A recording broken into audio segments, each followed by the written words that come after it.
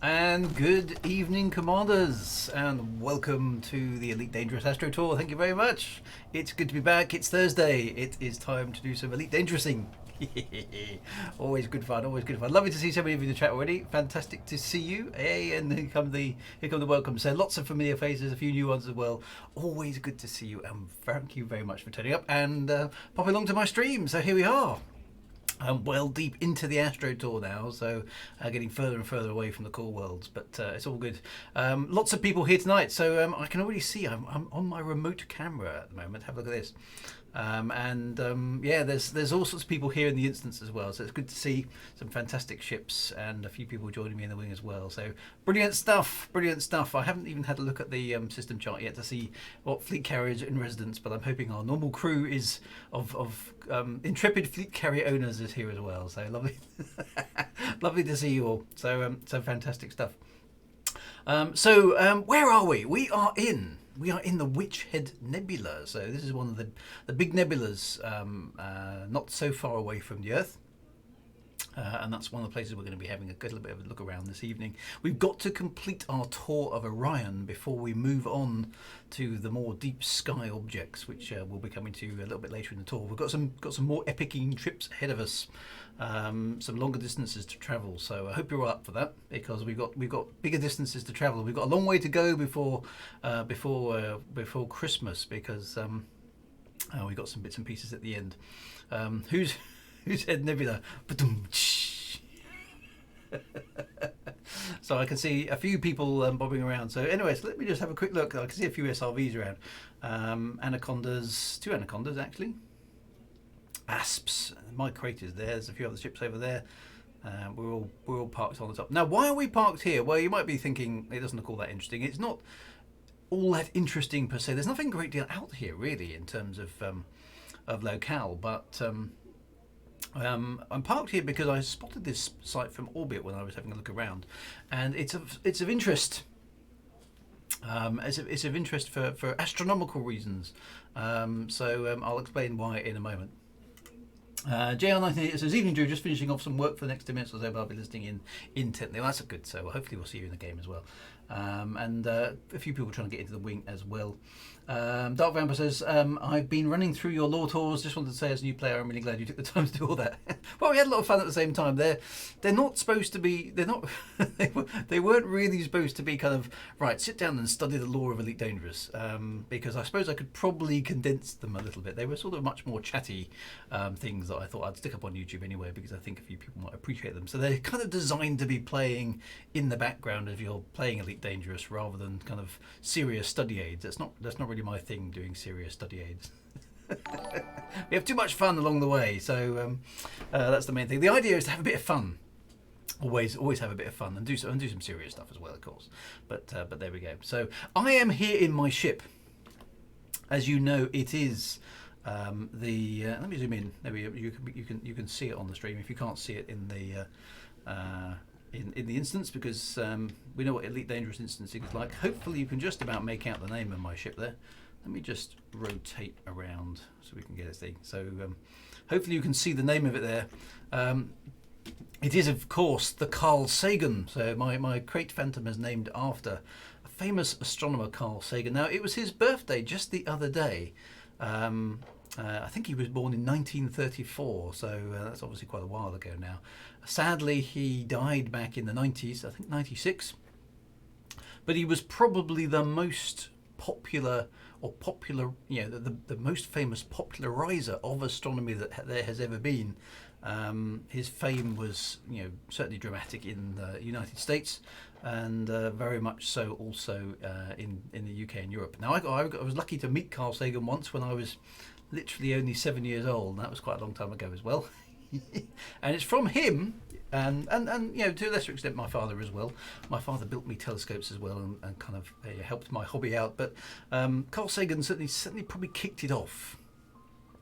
My kind of lifelong love of space and astronomy and all things spacey is a result of Carl Sagan. So a good debt, and I'm sure a few other people also share that with dear Carl Sagan. So he was He was an amazing fella, and yes, you're quite right. He did have plans to make a space game. I rather fondly think that he would have been very impressed with Elite Dangerous, and would love to have seen something like this. So, kind of playing the game in memory of Carl and taking him to places that he would love to have seen in the game. So there we go, good old Carl Sagan, and what a guy. So, if you ever get a chance to watch him on YouTube, do look him up. His clarity of thought and his rather mesmerising voice actually is an absolute pleasure to behold, and a man with a very, very, very large brain. Just a pleasure. So I see a couple of people have parked on top of my ship, which is very naughty and also quite amusing. So but never mind. There we go. Right. So why am I parked here? Let me get in my ship for a start, because I'm actually in my SRV. And I wanted to just sort of have a quick drive around on the surface. If you're in an SRV, do follow me around. I'm currently underneath my crate. I can see a few of you straight ahead. So if you're here, join around. If you're not in the instance, you can drive around with me anyway. But we'll head. Let's see if I can get a direction here, the bearing. Let's head in direction 0 on the compass. Because this little place, there's nothing particularly special about where we are, but so let's head in direction 0 here. I just want to get to the edge of this rise here, because we're in a spot which, astronomically speaking, is quite interesting. It's a generic thing on many of these small moons and planets and asteroids and various other things, but we are actually in quite an interesting place now. This is actually the central mountain peak of the crater in which we're actually in. You can see the far wall of the crater right over there. And I'm not quite sure how far away that is. We can probably take a little fly out there on the way out. Do be careful, these rocks are not good for the SRV actually, so don't hit them at high speed. I was tooling around here earlier on and I managed to trash my SRV down to 50% hull within a few minutes. So be warned, it can be a little bit hard on the SRV, so do avoid the rocks, and hopefully we'll be able to get to the edge here so we can just have a little peer down. A few people doing some interesting antics there. Can I actually jump outside? I can. There we go. Look. So I'm going to get my sort of third person view. Let's see how it all looks from out here. Look at us driving along. Look at that. Let's turn off the UI. There we go. H. Actually worked quite well, as long as my ship doesn't hit a massive rock, which it just did. There we go, never mind. So, but this is actually the central mountain peak. Now this one does actually have quite a flat terrain, which I chose it for a nice landing spot basically. Don't know who that is in the SRV over there, spinning and spiraling around. Anyway, let's have a quick look. So this crater would have been carved out by some sort of massive asteroid impact in real life, if this was a real place, and Elite Dangerous is based on some quite good real physics. This peak that we're actually on would have been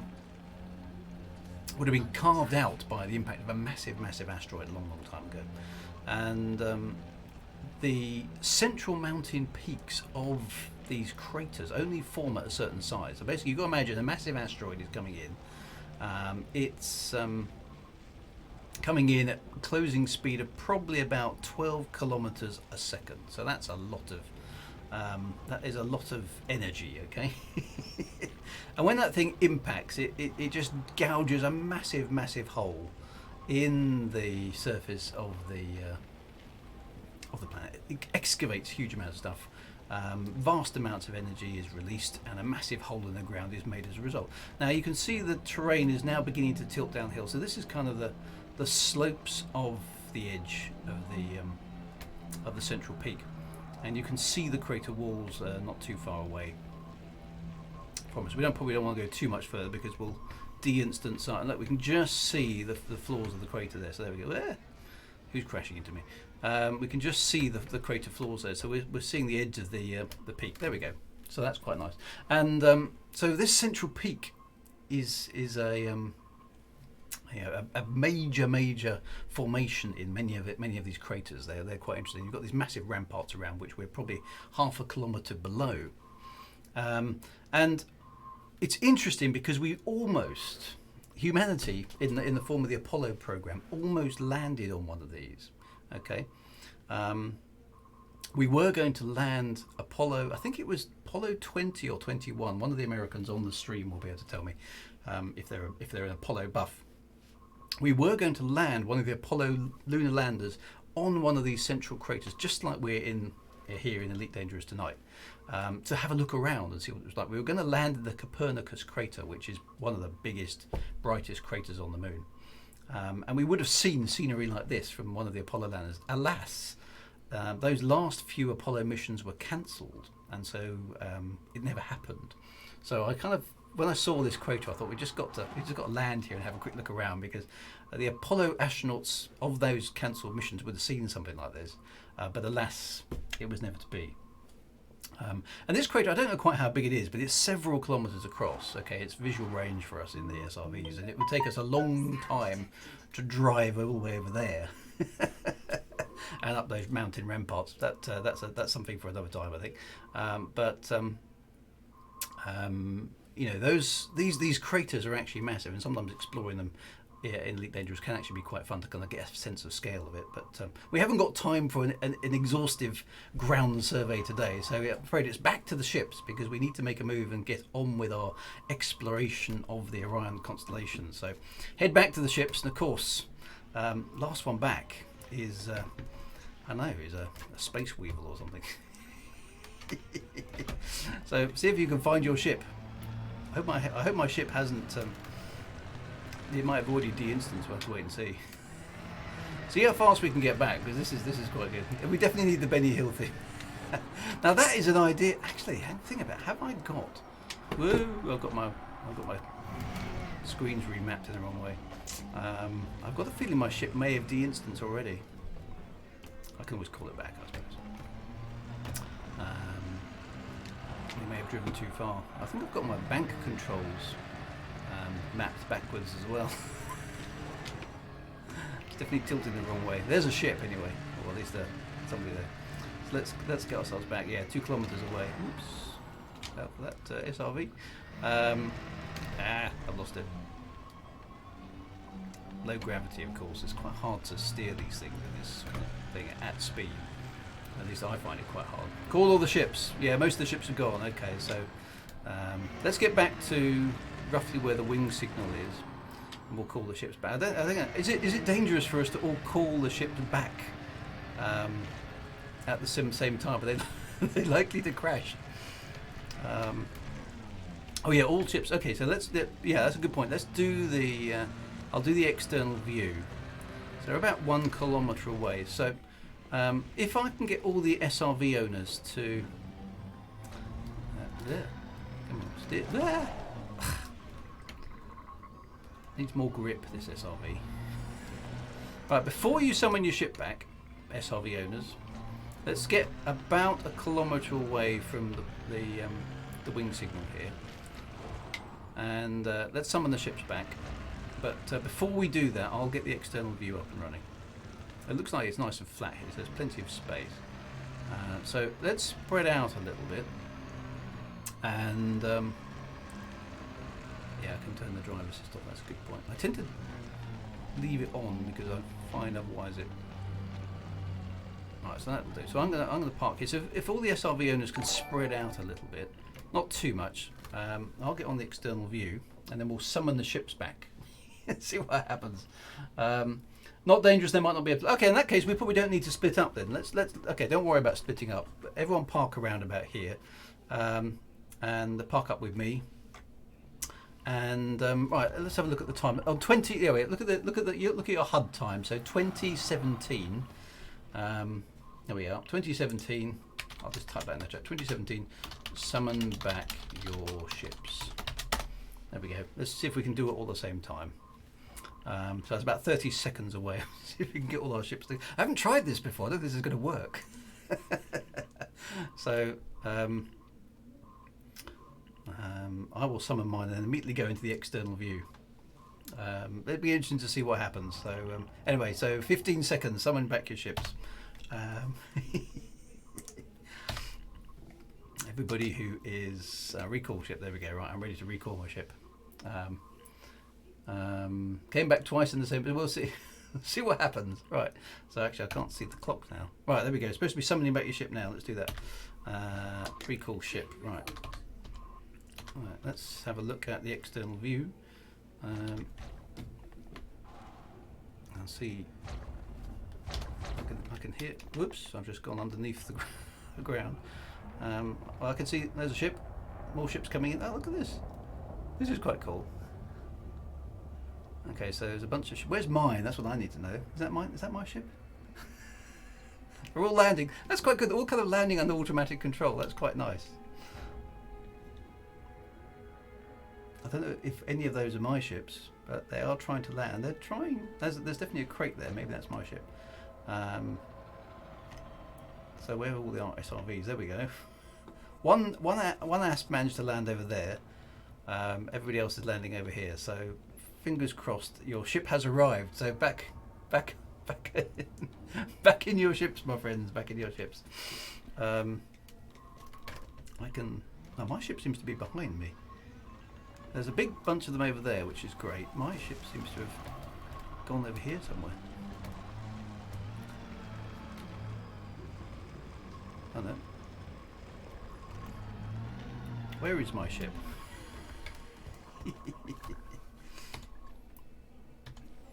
I can see. Hang on a minute. Is that my ship overhead? No, that's Commander Me Immortal's ship. That's it. He's in my wing. Where is my ship then?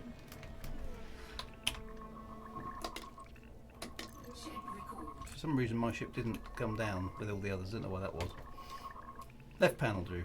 Yeah, sorry. I don't think my ship came back. I'm still waiting for... There it is. It's up in the sky. For some reason it didn't come down. I'm still waiting for it to... Where is it going? Come on, find a place to land. There it is. Commander Mintaka says their ship got hit by something on the way down. That appears to... That's my ship. There we go. Oh, you saw it land on the cliff and tried to take off, so apologies if I landed on somebody else's ship. That's my AI autopilot. My ship is trying to land, but it's given up again. Come back! Where are you going? My ship has sodded off. That's hyperspace out. I may be stuck here. See what I'll do. I'm going to drive off a little way and see if I can encourage you back. So I need to get in my ship. My ship doesn't want. Yeah, why does it choose that spot though? I mean, there's loads of space here. It doesn't need to. Doesn't need to land on somebody else's ship. Right, come on. I'm going to throttle back. Let's see if I can get to land over here. Right, bring my ship back. Where is my ship?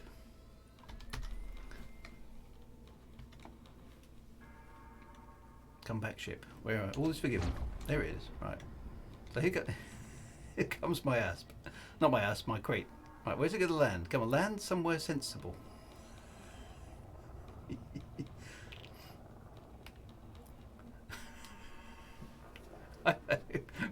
Carl Sagan is continuing the tour. I know. He's up. Maybe Carl Sagan's the ghost of Carl Sagan has hijacked my ship. It's sort of hovering there. Why is it hovering? Come on, get your ass up on the ground, Carl Sagan. It's not that. It's taking. It's taking off again. Why won't my ship land?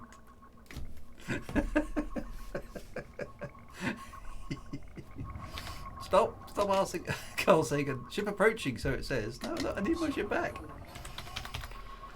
What's going on? Commander Johnson was on the spot, and for some reason the AI has decided that it can't go anywhere else but there. Anyway, so I think it was that clipper. I think it's moved. So Commander Johnson, thank you for moving out of the way.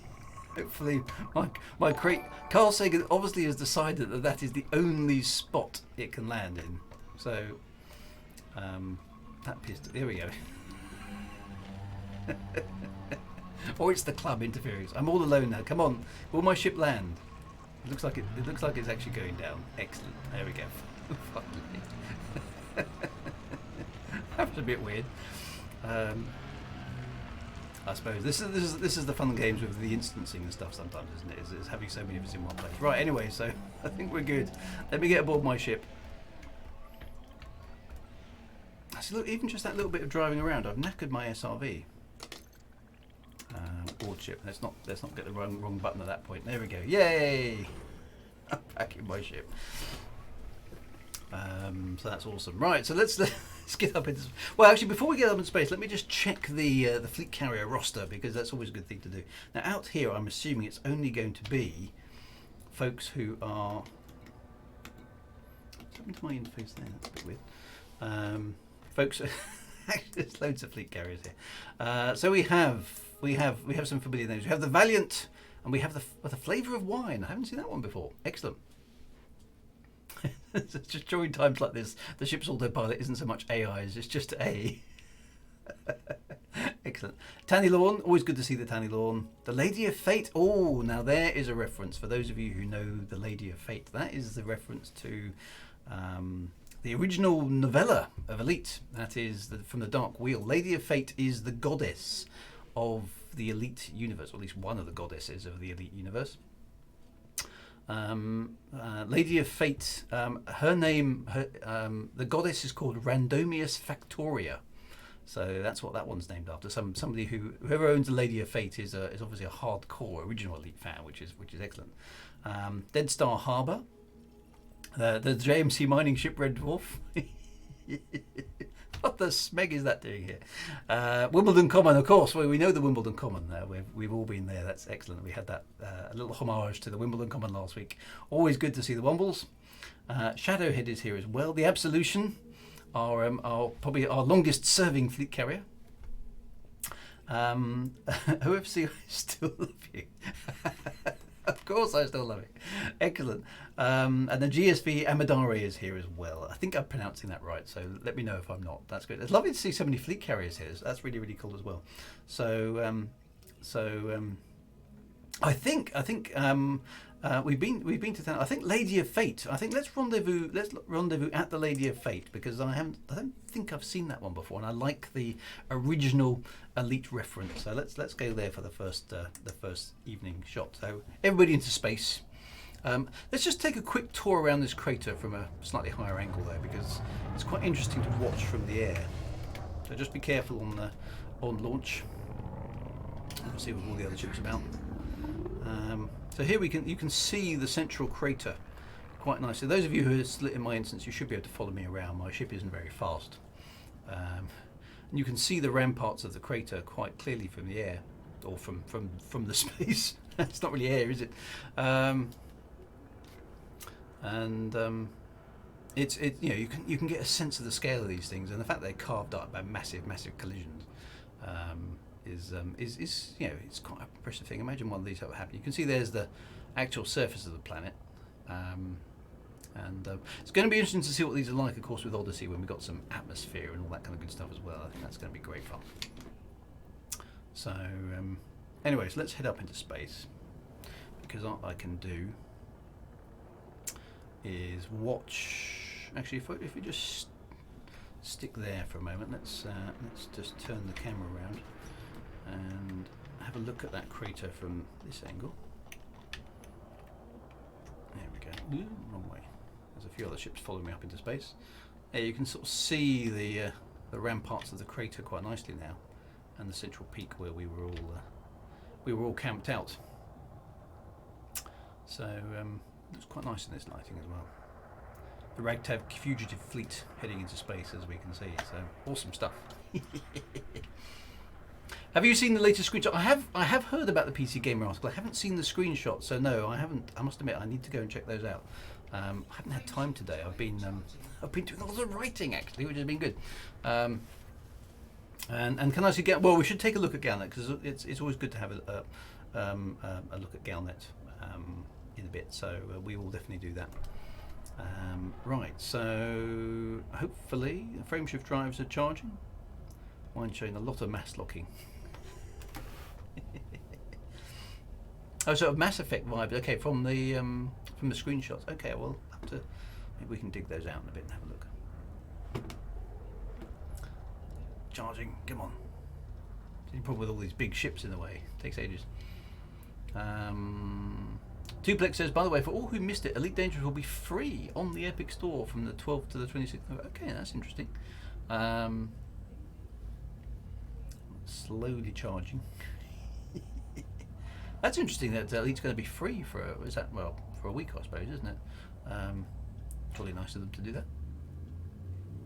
So if you're watching this and for some strange reason you don't have a copy of Elite, obviously then it's your chance. So again, let's just have a quick look behind as we now accelerate away from the planet. So there's the crater we were in. You can see lots of other craters with little riddles as well. So it's again quite an interesting little point. Now they're all done. You know, the surface is. You know, we're used to it now, but when it first was done, the surface modelling of Elite Dangerous was quite impressive stuff. It still is, I think, not bad. Oh, it's always on the other side of the planet, that's just always a given, no matter where you're going hyperspace-wise. Whatever you want to go to is always on the wrong part of the planet. Always obscured by the planets. We're going to have to go round, but hey, never mind. But Odyssey promises a revamp of the planet generation technology, which I think is going to be quite interesting to see, because it should apply presumably to. Should also apply presumably to the airless worlds as well. They're going to get a bit of a makeover with the Odyssey program, which I think will be quite good. We can see some new stuff, new kind of features on the planets and all that kind of good stuff. Cyberbinder 40 makes a good point there. So, an Obsidian Ant's done a video on them. Okay, well, that's quite good. So, yeah, of course, for an alt account, that's not a bad idea. So, get yourself another email address, you can have another account on Elite Dangerous, which is always good. So, anyway, here we are at the Lady of Fate. As I said, Randomius Factora from the lore of Elite Dangerous. So thank you for bringing on the Lady of Fate, whoever that was. It's always good to have an original Elite lore reference as well. Now, for those of you who are actually into your 8-bit video game history, for those of you who are around at the dawn of kind of those computer games, I actually had a very interesting conversation today with a chap, obviously very close to my age now, because we're all getting old, about not about Elite, but about another game of the period on the ZX Spectrum called Doom Dark's Revenge, which I'm actually writing the novel for at the moment.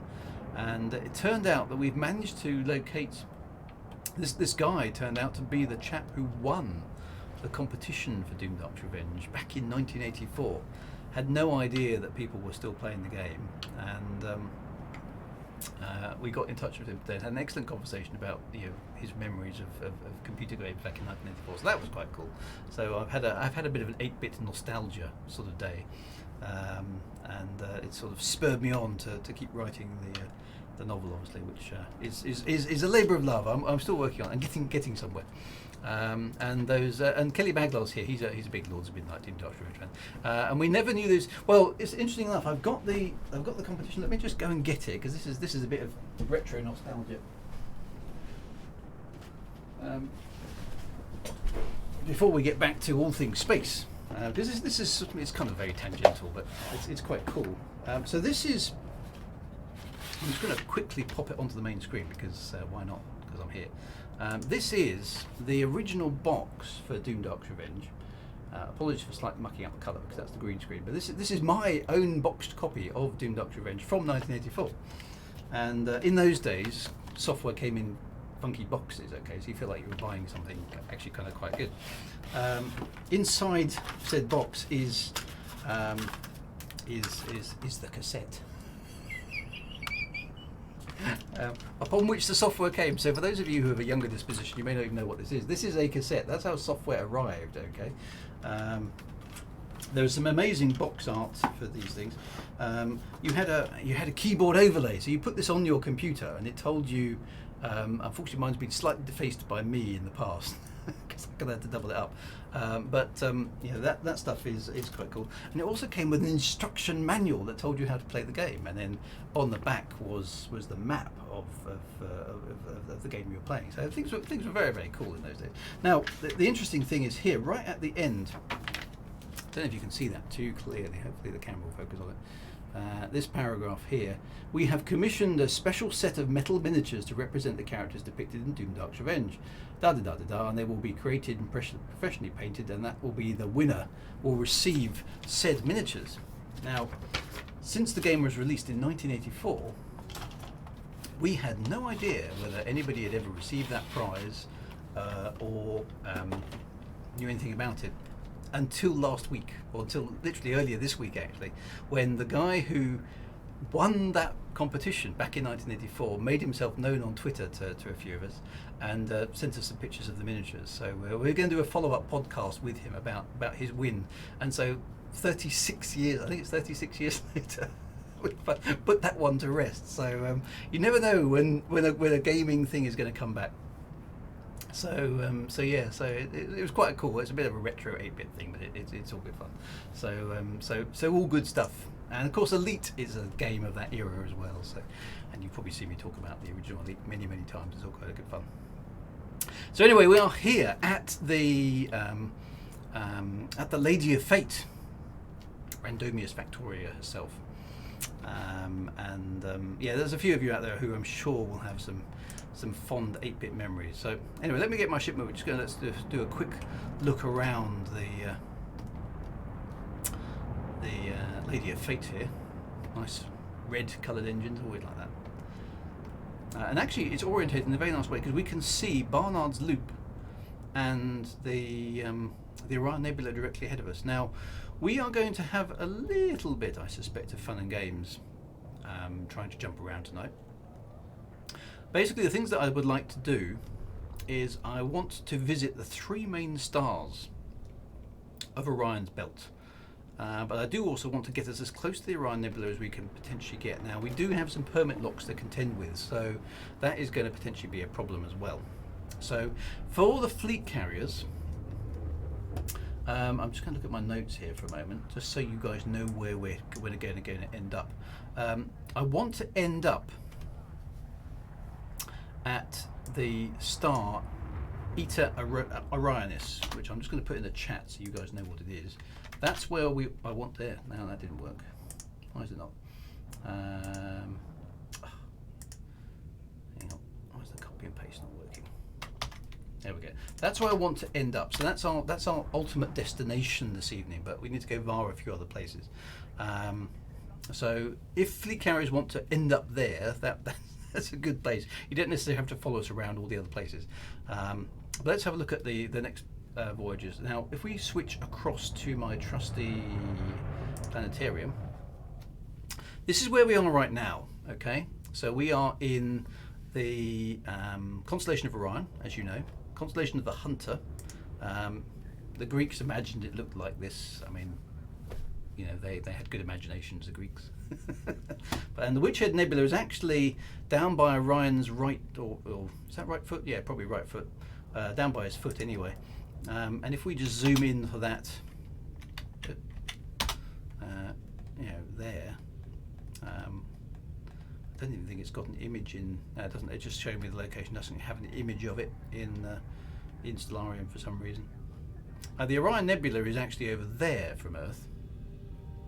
Now these 3 stars here are quite interesting in the sense that they are quite varied differences. They look totally, the same brightness from Earth, okay? But in reality, Mintaka there is, as you can see, 900. Oops, let's wait for the video capture card to catch up. 900 light years away from Earth. Alnilam is 1,976, and Alnitak is 817. So I'm just going to have a look on the star map as to how we get across it, because although they look quite close together, the middle one is actually further away from the other two than these two are from the Earth, which is a bit weird, because of course space is massively three-dimensional, so it's that's a bit weird. So anyways, let's have a look. Let me just get back to Elite. Where's it gone? There it is. No, not that. Not that Elite. The other Elite. That one. There we go. So we'll try to end up in Eta Orionis. Now, some of the names in Elite Dangerous don't match up with the expected star names. Okay, so we've got a slight problem there. That looks like Commander Ozzy, I would guess, given the reference number of the ship. Not the system map, Drew. Come on. So if anybody wants a... Tanilorn is jumping to 28 Eta Orionis in 50 minutes. If anybody wants a lift to the end point, doesn't have a vast jump range, then that's definitely the shortcut. Okay, that's good. However, you're obviously welcome to try and keep up with the rest of the fleet. So this is where we are right now. At least that's not where we are right now. Where are we right now? We're over here. Which head nebula? Go over there. Obviously set a hyperspace destination at some point. There we go, let's go over there. So this is where we are right now. If we want to go to, 28 Eta Orionis, doesn't search. What is that? Or is that, have I got it the wrong way around? Should be, maybe it's just Eta Orionis. Or is it? No, it shouldn't be. Orionis. There it is. Okay. So that's not actually all that far away from where we are at the moment. That's okay. So we want to go to, let's have a look at Alnitak. Because Alnitak is actually back the way we came a little bit. And, right, Alninam isn't in Elite Dangerous. Because it's called something else. In Elite Dangerous, for some reason, it's called Ipsilon Orionis. And that takes us a little bit, well, actually takes us a long way past. That is almost too far for us tonight, I think. That's further than I thought it was, actually. Let's do the other two. Maybe we can head there. Because I don't want to go too far out of the way, because I want to do the Orion Nebula as well. So let's go back and do Mintaka and the other star. We won't do Ellipson Orionis for the moment, because that's going to take us too far out of our way. So Mintaka is where we need to go, and we will start jumping there. Let's get that right. I don't think I set myself a hyperspace route. Come on, type. Or did I? No, I did. Okay, good. Right, so that for me is a mere 5 jumps, so that won't take me very long. So what we'll do Mintaka, and we'll do Alnitak, and then we're going to see how close we can get to the Orion Nebula, given the permit locks, and we'll see how it goes. So that's the plan. Off to Mintaka in the first instance. So let's just get out of this bundle of ships, and we'll head off.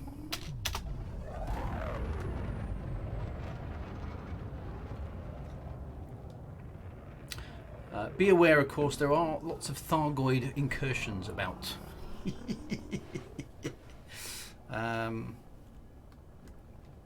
So you might get intercepted by a Thargoid. I can't promise that you will, and can't promise that you won't. Oh, I'm still mass locked. There we go. Let's get out there.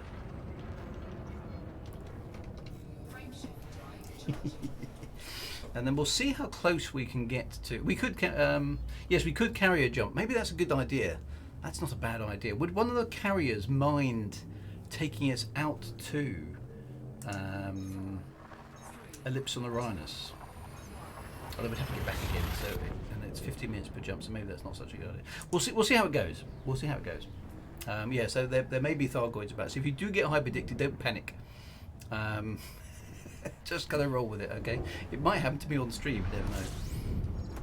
It has happened once before. So let's make sure I get a little bit of exploration data while we're here. So let's do at least 2 of the stars of Orion's belt. Motorbuck says he's been hyperdicted. There we go. I don't think I'm carrying any cargo, so should be okay. But it's quite cool when you do get hyperdicted. You never know. I might get caught myself. But don't panic. It's all right. They'll sort of scan you and maybe stick probes up bits of you or something unpleasant like that. You know, the things that aliens do. You know. Yeah, I was going to say it would take at least 40 minutes for 2 fleet carrier jumps, so it's good if we're going long distance, but perhaps not so useful if we are you know, just doing hops around. Now the permit locks in this region of space, so if you've been out this way before, you'll have come across the Col 70 permit locks. Those permit locks came down in, I think, in-game year 3302. They weren't there beforehand, prior to the Thargoids arriving. Thargoids just want to be on the stream. It should be Mintaka, yes. I think that's correct. I think you got the spelling right there. Looks like I've managed to escape the Witchhead Nebula intact, so that's good.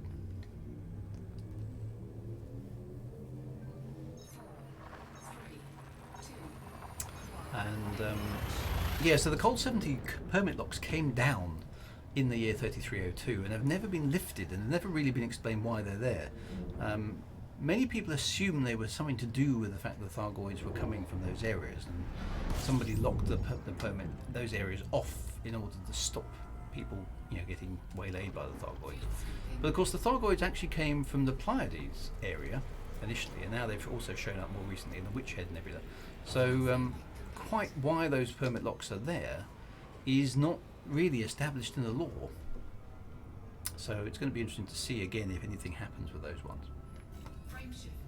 Now I knew that those permit locks were there when I wrote Premonition, but and I got a little way around jumping in and out of those permit locks by using some literary devices.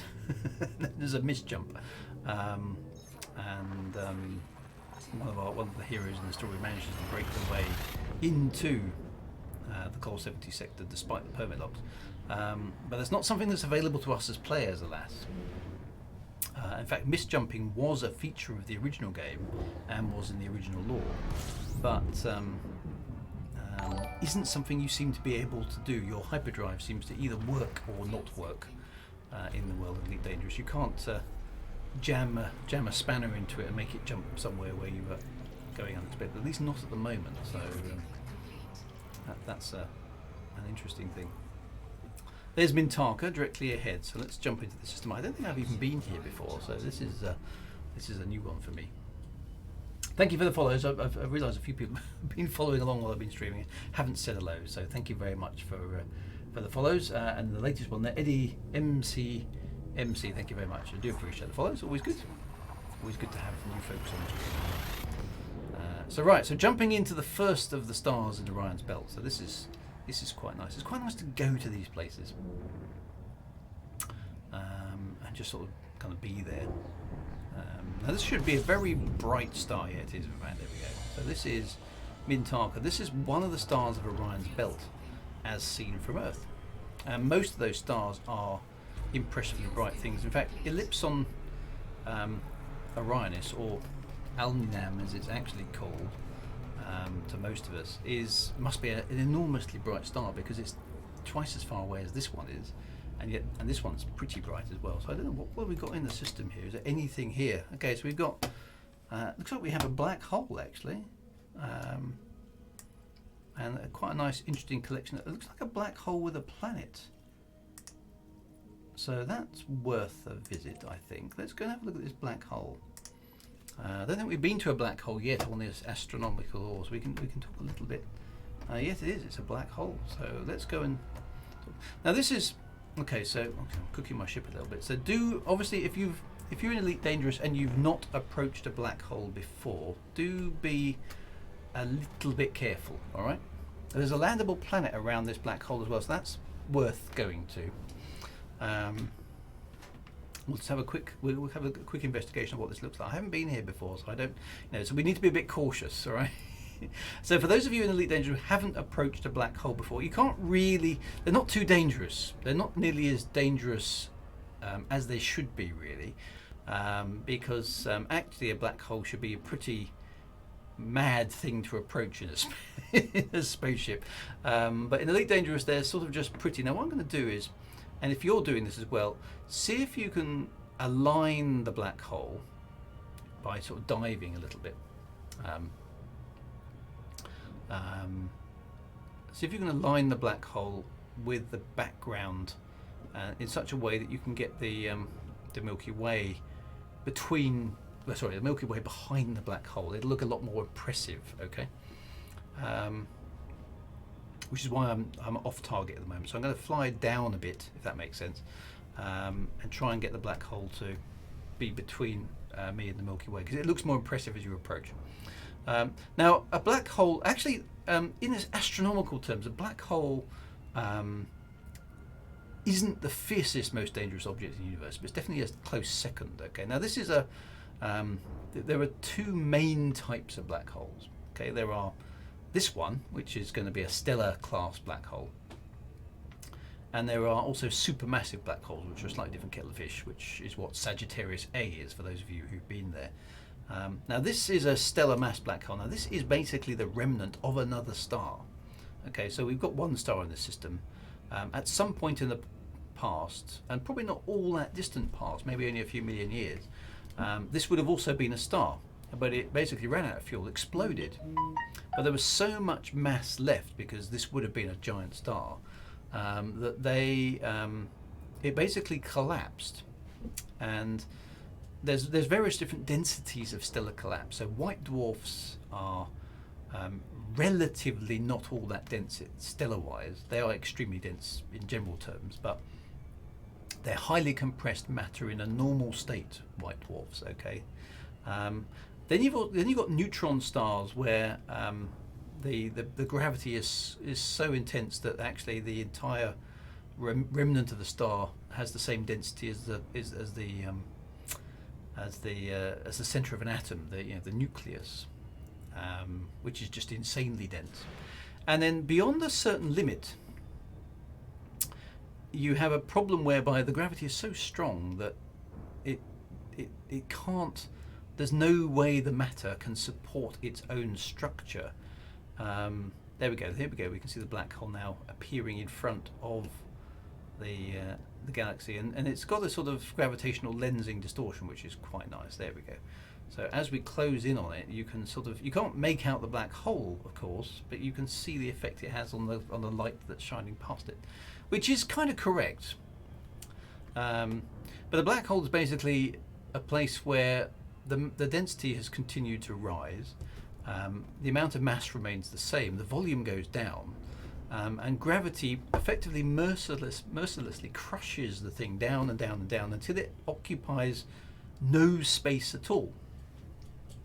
And you effectively have a kind of infinite gravity field and no volume, which means your gravity is insanely high. And laws of physics don't really work too well in those areas, and there's a place beyond which you can't proceed, which is known as the event horizon. Now, it's not a physical barrier, but it is a point in space at which, if you go past it near a black hole, you can't get out, because at that point you'd need to be exceeding the speed of light in order to gain position away from the black hole. And that starts getting very weird. Now, the nice thing about this is that we can shut my phone up. Sorry about that. We can in Elite Dangerous, the black holes are only represented by this gravitational lensing effect. There is nothing else. Now, in reality, we should be seeing a massive accretion disk and all sorts of interesting stuff going on at this point in time. And it should be quite a dangerous place to go to. Now, stellar mass black holes are actually a lot more dangerous than the big ones.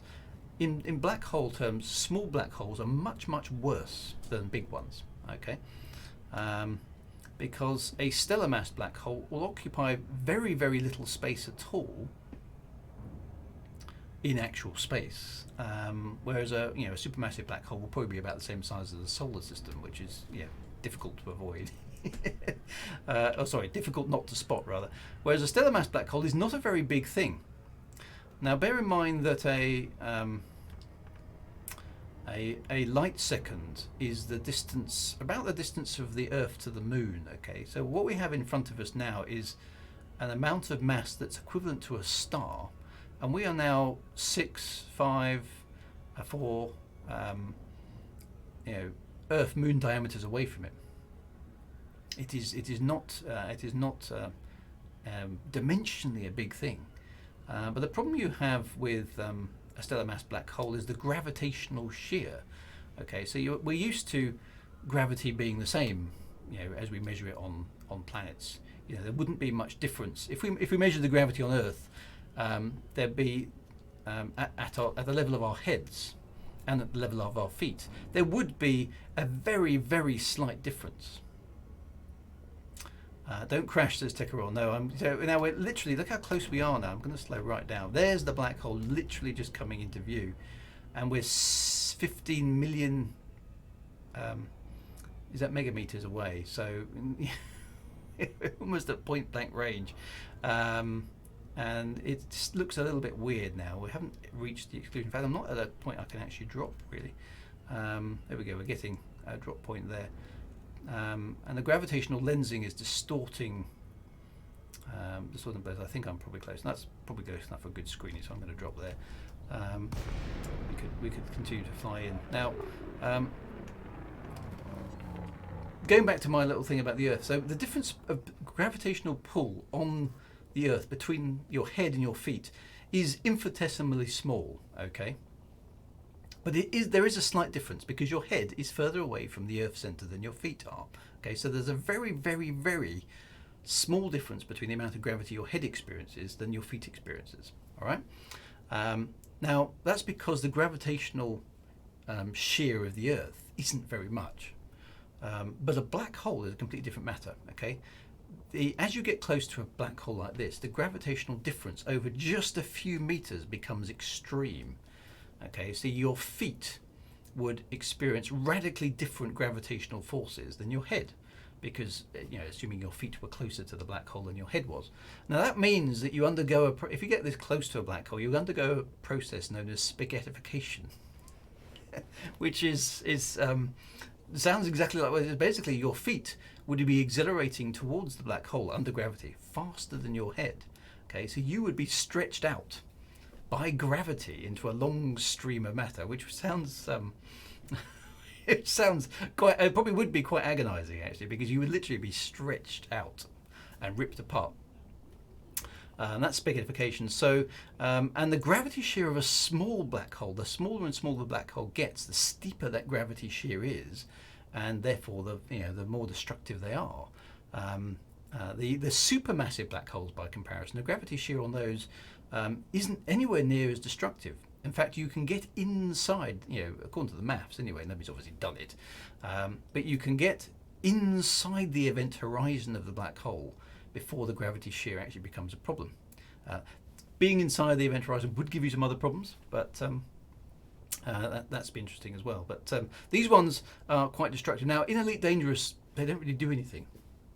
In reality, at this range, we would be being bathed in X-ray radiation and all sorts of nasty stuff, and our ship would be experiencing some extreme gravitational shear, which I suspect it wouldn't be all that good at coping with. So it's an interesting thing. The lensing is kind of correct, but because the gravity is so strong, it does actually bend light, so you would see an effect similar to this. What you wouldn't see is they haven't quite done the graphics right here. So you notice if I bank up and down, it actually changes and in fact disappears there at certain angles. That's not right. So whatever graphic routine they're using to generate this black hole image is kind of using the spaceship as a reference point rather than itself. So something's not quite correct there. it should be effectively static from the perspective of my ship at this range. So I'm not quite sure how they calculated the lensing effect, but it's not right. So yeah, so it's interesting stuff. So and at this distance, so Kelvin, there's a few other bits and pieces. You're quite right. Theoretically, at this distance, we should be feeling the effects of temporal dilation as well. So there's all relativity here starts becoming I think a significant thing, because space-time here is being distorted. So interesting thing about black holes and ED is the exclusion zone is about right for the Schwarzschild radius of any given black hole. Okay, so that's what they've used. So we should be able to get a little bit closer. I'm a bit nervous about doing that, but I'm going to try it just because, hey, it's science, right? Space Engine does look a lot better, I have to say. So it's it is worth having a look at Space Engine. So I'm going to cautiously close in on this black hole just because I can. There we go. So Techeron's managed to get 300 kilometers away. Okay, that's very close. So let's see if we can cautiously get in. Now, what it would be nice to see actually for Elite Dangerous itself at this point is as to whether 300 kilometers. Wow. Okay, is to whether or not you could get some weird frame shift drive malfunctions and stuff. Okay, I mean, it's quite intimidating. There we go. I'm down to 400 kilometers. There we go. So that's close enough. Let's drop out there. So 200. Chicken Downs at 700. So anyway, so that's what the black hole. Now, what you can see is the universe is very distorted at this range to a black hole, which kind of would be correct. And you can sort of see the boundaries of the event horizon there, the weird gravitational lensing. As you fell into a black hole, the universe would appear to wrap around you, there would be all sorts of weird time dilation and all sorts of stuff. We can kind of zoom in there, but we can actually continue in on main thrusters, but it'll take us a little while to get there. But we should, at that range, be experiencing some massive acceleration into the black hole. Should be slurping us in because we're kind of back in real space now. But that's not modelled in Late Dangerous, unfortunately, which is kind of a shame, really. It would be nice if these things were dangerous and there was some benefits to, some scanning benefits to getting close to the black hole. The top tip there: don't engage your frame shift drive while pointing at the black hole. I suppose while I'm here, it's quite good. So let's check out this planet. So anyway, that's a black hole. Let's check out this planet. Is that the planet?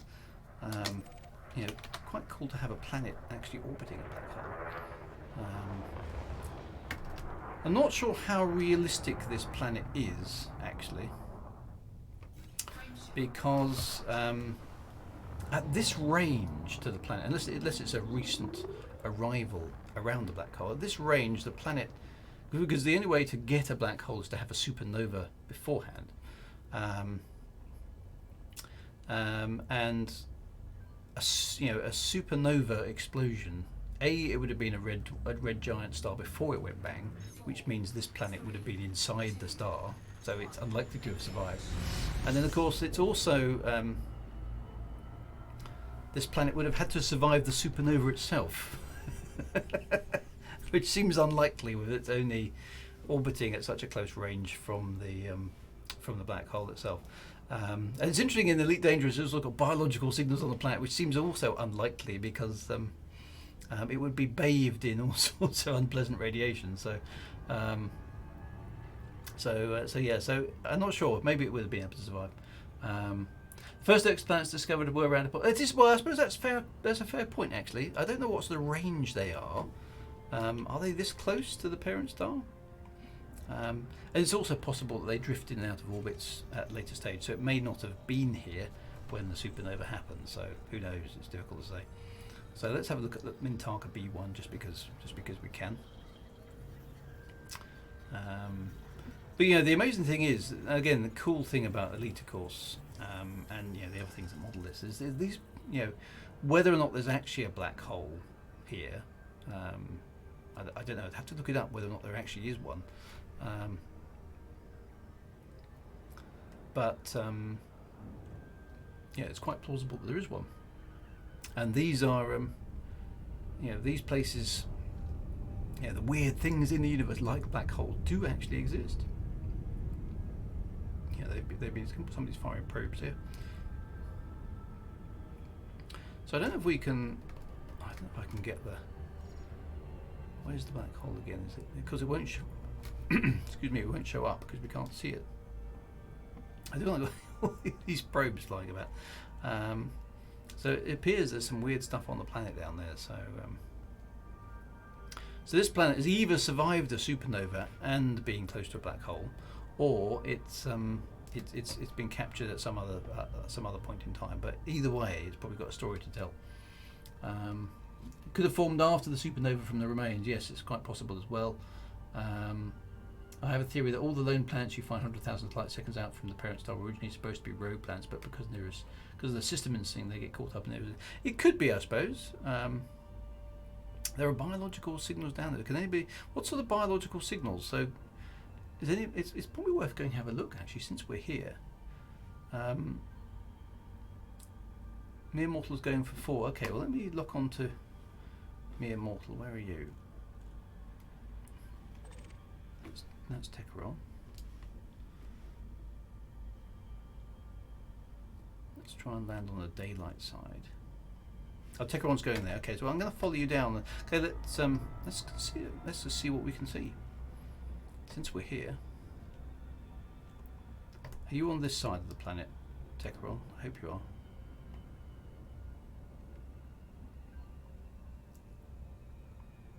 Oh, maybe you're on the other side of the planet. Looks like you might be actually to me. I was going to say, if anything lives there, it's going to be seriously tough. Okay. So apparently, which number bar is saying? I think we're going for number 4, from what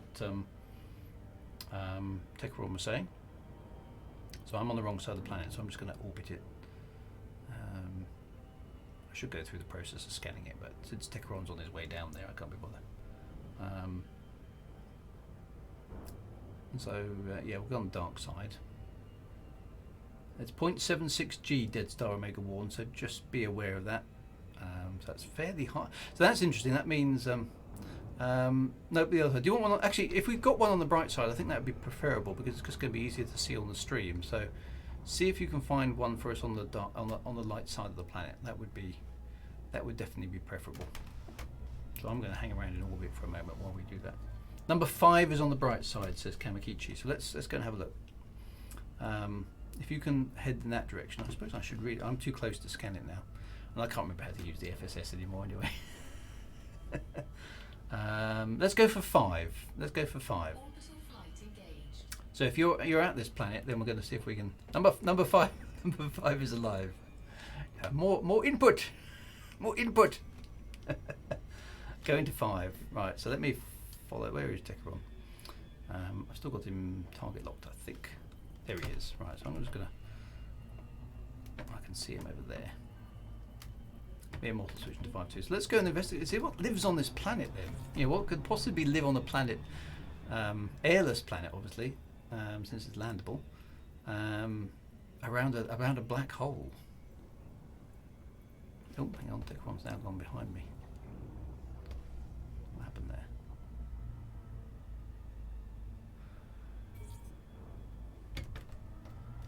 Seems to be jumping around quite a lot.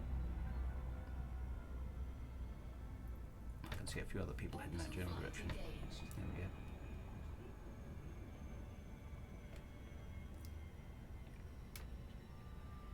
go. Where's the light coming from? So the light is coming from the other star, so that would be coming from Mintaka A. The black hole is Mintaka B, so this is effectively a double system. So the light that we're seeing is actually coming from the other star, which is still there, and the black hole is not very far away. This planet is in orbit around the black hole, so that's the explanation for that one. If it had an accretion disk, yeah, so maybe Elite will get accretion disks. I mean, Space Engine has shown that it's possible to do really good accretion disks in the graphics, and they do look fantastic in Space Engine actually. And in fact, they think they even have the multiple beams of light, the kind of X-ray sources coming out. I can't see anything because of all the FSD. Heading down onto the planet and see what's down there. This is the bit of it elite I love, actually, because you suddenly think, well, why is there a biological system on a planet like that? It's going to be interesting to see if we can find out. It presumably will be one of the strange alien-y creatures, planty things, maybe brains or something like that. I don't think we can see the black hole from the planet, so it's probably too far away, because this black hole will not be very big, and that's actually correct. Since we're now 300 light seconds away from the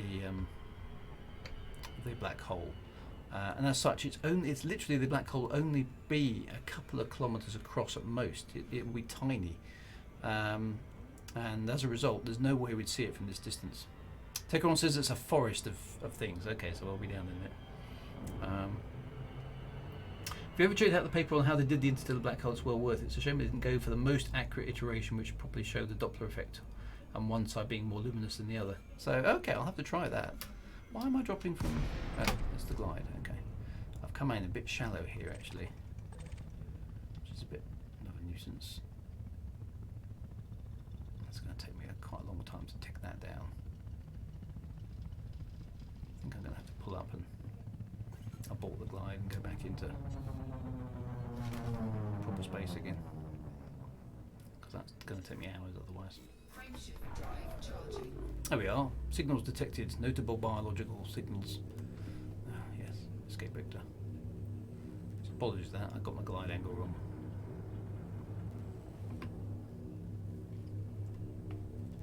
Let me try that again. It's pumpkins. So space pumpkins. Excellent. I will have a look at that. I haven't been to see some space pumpkins for a while. Let's go and have a look at that. Right, then I want to stay in orbit for a little bit longer. There's my range. There's a biological signal. There we go. Got it targeted. It's a bit further ahead.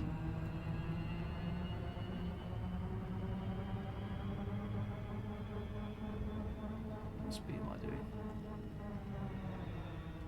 Okay, let's just pull it to the side there so I can see. And then we'll pop down. Just trying to have a quick look, and why not? Are we landing? Let's just having apply. How much? How's the time? I think we've got time actually. So let's have a quick land and a close-up look in the SRVs, and then we'll get going again. Why not? Since it's there.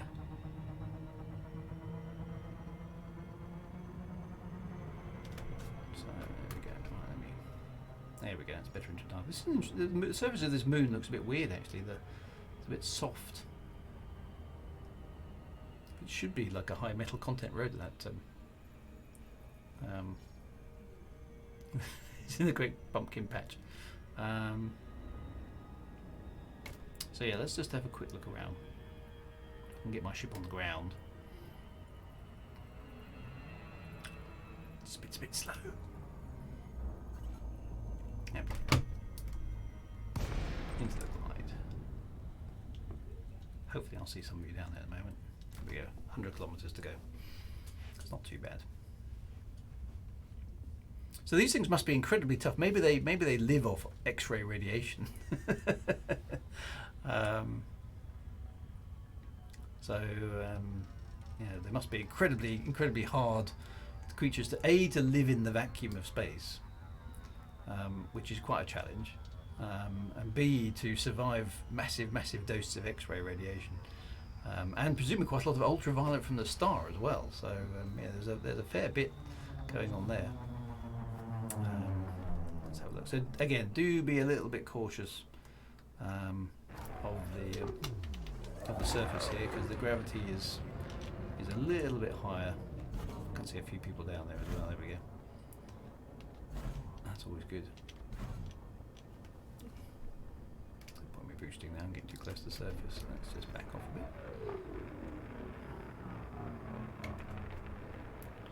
So I can't see any biological things yet. Where are they? Oh yes, I can. There they go. They're just coming into range. So let's park on the edge of these. And we have some like a pumpkin patch. Yep. Let's just have a quick drive through the pumpkins.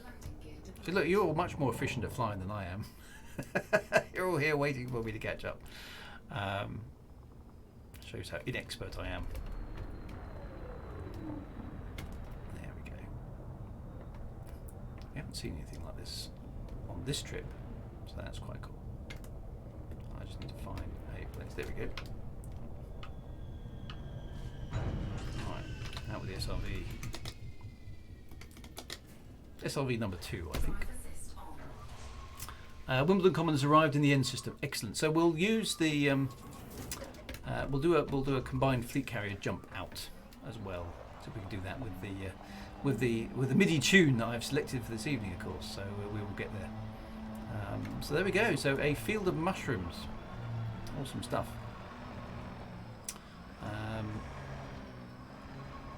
Are we supposed to scan these? I suppose we can, can't we? Do these things do anything? And they're tough old beasts, aren't they, I'm guessing. Oh, they're kind of... Are they making a funny noise? And they kind of glow in the dark as well, that's quite actually...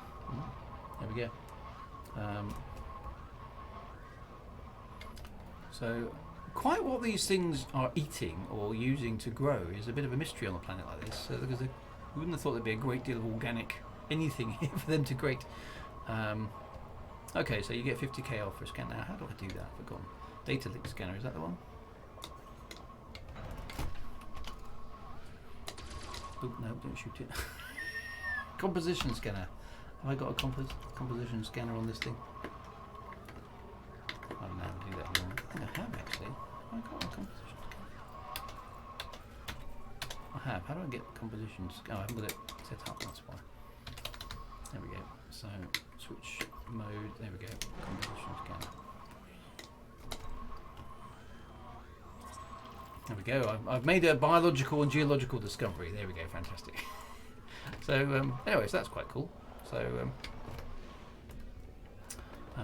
anyway, we've got plenty of places to go. So anyway, so a biological curiosity there, some pumpkins that live on the surface of a planet bathed in X-rays and ultraviolet radiation. So that's weird. And they eat SRVs, do they? Okay, well be careful of that. I don't want anybody to get eaten. Do they do anything if you shoot them, or is that dangerous to do? And the seed pods give you molybdenum. Okay. Well, there you go. Interesting things. So, Presnium bioluminescent anemone. Well, there we are. So, sounds interesting. Anyway, my friends, back to the ships. Yeah, galactic war commences between Earth and the space pumpkins. So, I'm not quite sure how creatures like that would be able to exist on a planet like this, but hey, it's good to have something out here anyway, isn't it? I wonder what Carl Sagan would have made of space pumpkins. So let's go and visit the other star in Orion's belt, see what's there. So that's the next thing to do. Alnitak, which isn't too far away.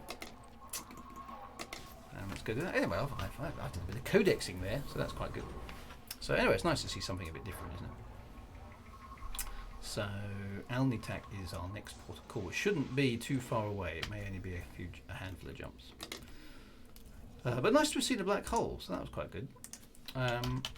Alnitak is literally next door. So that shows you how close those two stars are. In fact, that's one jump for my ship, so that's not going to take us long at all. That's good. So Alnitak is where we need to get going. And Cyberdymisis has got in the instance. That's awesome.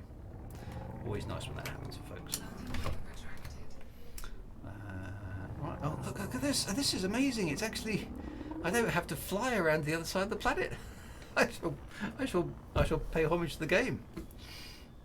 There we go. Look, I can actually hyperspace directly to my destination. So anyway, just before we do that, let's just have a quick look back at the space pumpkins as we take off. There we go. In fact, they're out of range already. I can just see them. There we go. A few spaceships flying away as we go. Always nice to see. So yeah, how do space pumpkins evolve? What's their life cycle and all those sort of things? Didn't seem to be many baby space pumpkins there. But who knows? I mean, maybe you can watch them for a while and you'll see one split some pods out or something. Very, very harsh environment for an organism of that size to live on. One of the things I was a bit surprised by, actually, when they added all these alien-y life-formy things into it. I mean, I like them. I think the brain trees and the crystal trees and the space pumpkins are all very good. But you'd have thought they would have put in loads and loads of sort of algae-type life forms. Just mottled patches of weird ferny stuff. Very, very small, fluffy stuff on the. Apologies for opening fire. There's Alnitak, and there doesn't seem to be too many kind of very, very simple life forms like algae, and the chances of there being really simple life forms out there, I think, would be quite common. I know they look a bit boring, but they should be there at least some of the time. Maybe you could get some weird and wacky bioluminescent ones, and some stuff like that. That would be quite cool. Anyway, so what have we got in this system? Let me just do a digital scan, because why not? There we go. What's here? So there's a star and a bunch of big planets and a fleet carrier. Who's that? The Emperor's Revenge is here. I don't know if that's not one we've seen before. So anyway, welcome to the Emperor's Revenge fleet carrier. Maybe here for nefarious reasons so much. So let's hope that Odyssey brings a whole bunch more stuff. This is actually quite an interesting solar system. Look how many planets have rings. This one's actually quite cool. There's another star there. Alnitak 7 appears to be a M-class star. So there's a red dwarf out there as well. But actually kind of in the midst of the planetary system, which is a bit weird. So that's an interesting configuration of stars. So that's worth. And there's a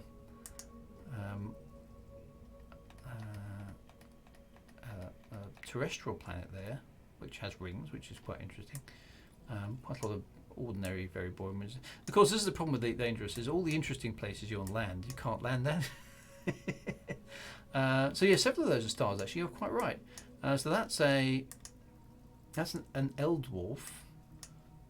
These are Y dwarfs. So they're all. There's a lot of stellar stuff here, and that's there's a planet. Yeah, loads of stars. So I don't know if this is realistic or whether this is just interpreted, but yeah, it's you're quite right. It's a massively complicated stellar system, really, isn't it? So that's interesting stuff. I don't know if that's right, but there you go. That's the second star.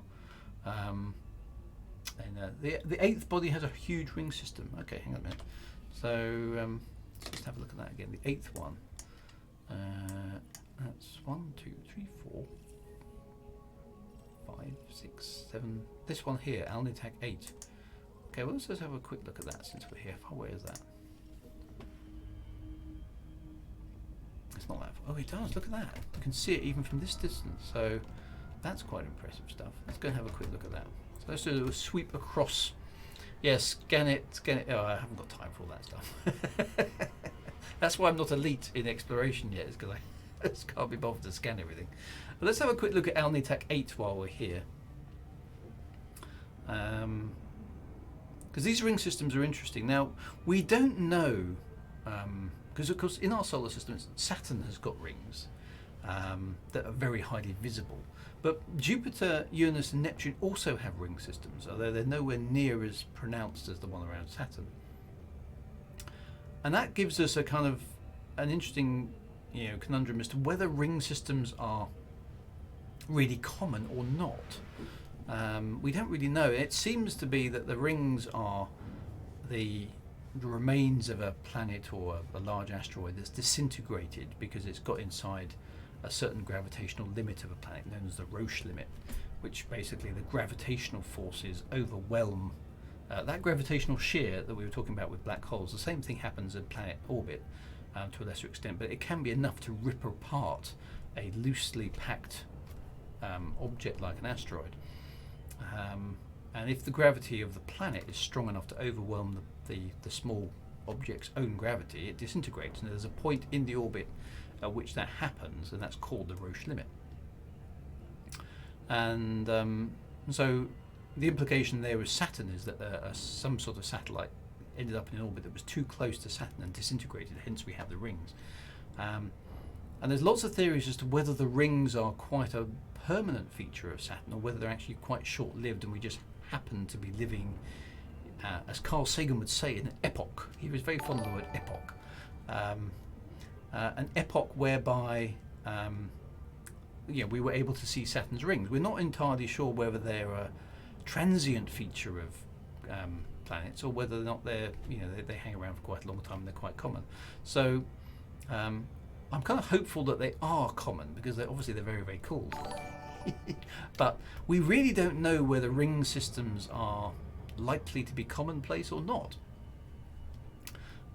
It's an interesting thing to study. Now this is a truly it is a massive ring system, this one, isn't it?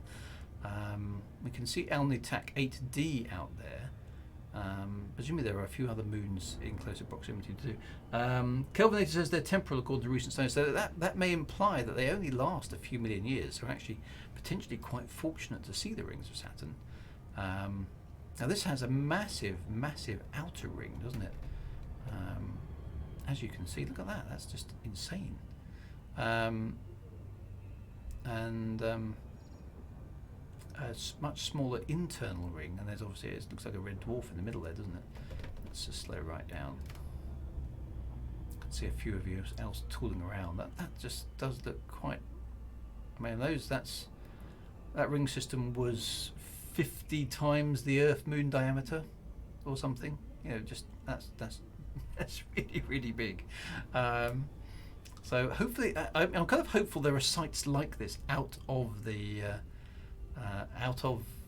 in real space, because it would be cool to go.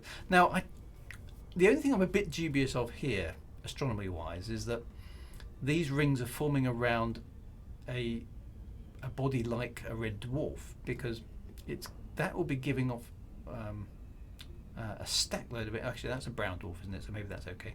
But it would be giving off quite a lot of energy, which would tend to evaporate the rings. What's that beam of light there? Oh, that's people scanning sending probes in. I wonder what that was. There are planets on the rings. So the fleet carrier is here for the view, I'm guessing. Oh yeah, Alnitak 8C there is actually in the midst of the ring gap there between these inner rings and the outer rings. That is quite a nice screenshot, isn't it? Let me just throttle back. Let's have a look at the planets while we're here. So, what have we actually got? We've got planets in the rings. Where is this? That's 8A. 8B we saw on the way in. 8D rather. There's 8D. It's a gas giant in orbit. A gas giant with rings in orbit around a star with rings. I mean, that's quite cool. So that one. It's over there. Okay, so look at all these probes coming in. They look very strange, those.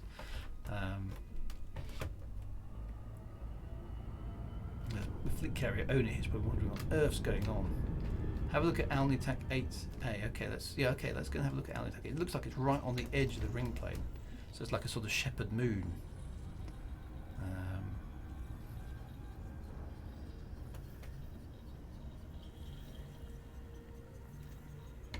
And again, places like this do exist in real life. In fact, at Saturn there are some. Actually, you can see there's two. This is an interesting kind of place. Look, there are two moons here, right next to each other, which is presumably why the fleet carrier is there. Are these rings above the ring plane? I can see if I can just orbit in behind them for a moment. Because these two are very, very close together. It does look quite weird, doesn't it? And the ring is so thin that it's got an edge on there, we can barely see it. Well, those two are those two look insane, don't they? So that's quite a view. So I think that's a screeny. I think let's just I'm getting quite close to Alnitak 8A there. those two planets are insanely, well, moons actually, they're insanely close to each other. There we go. That's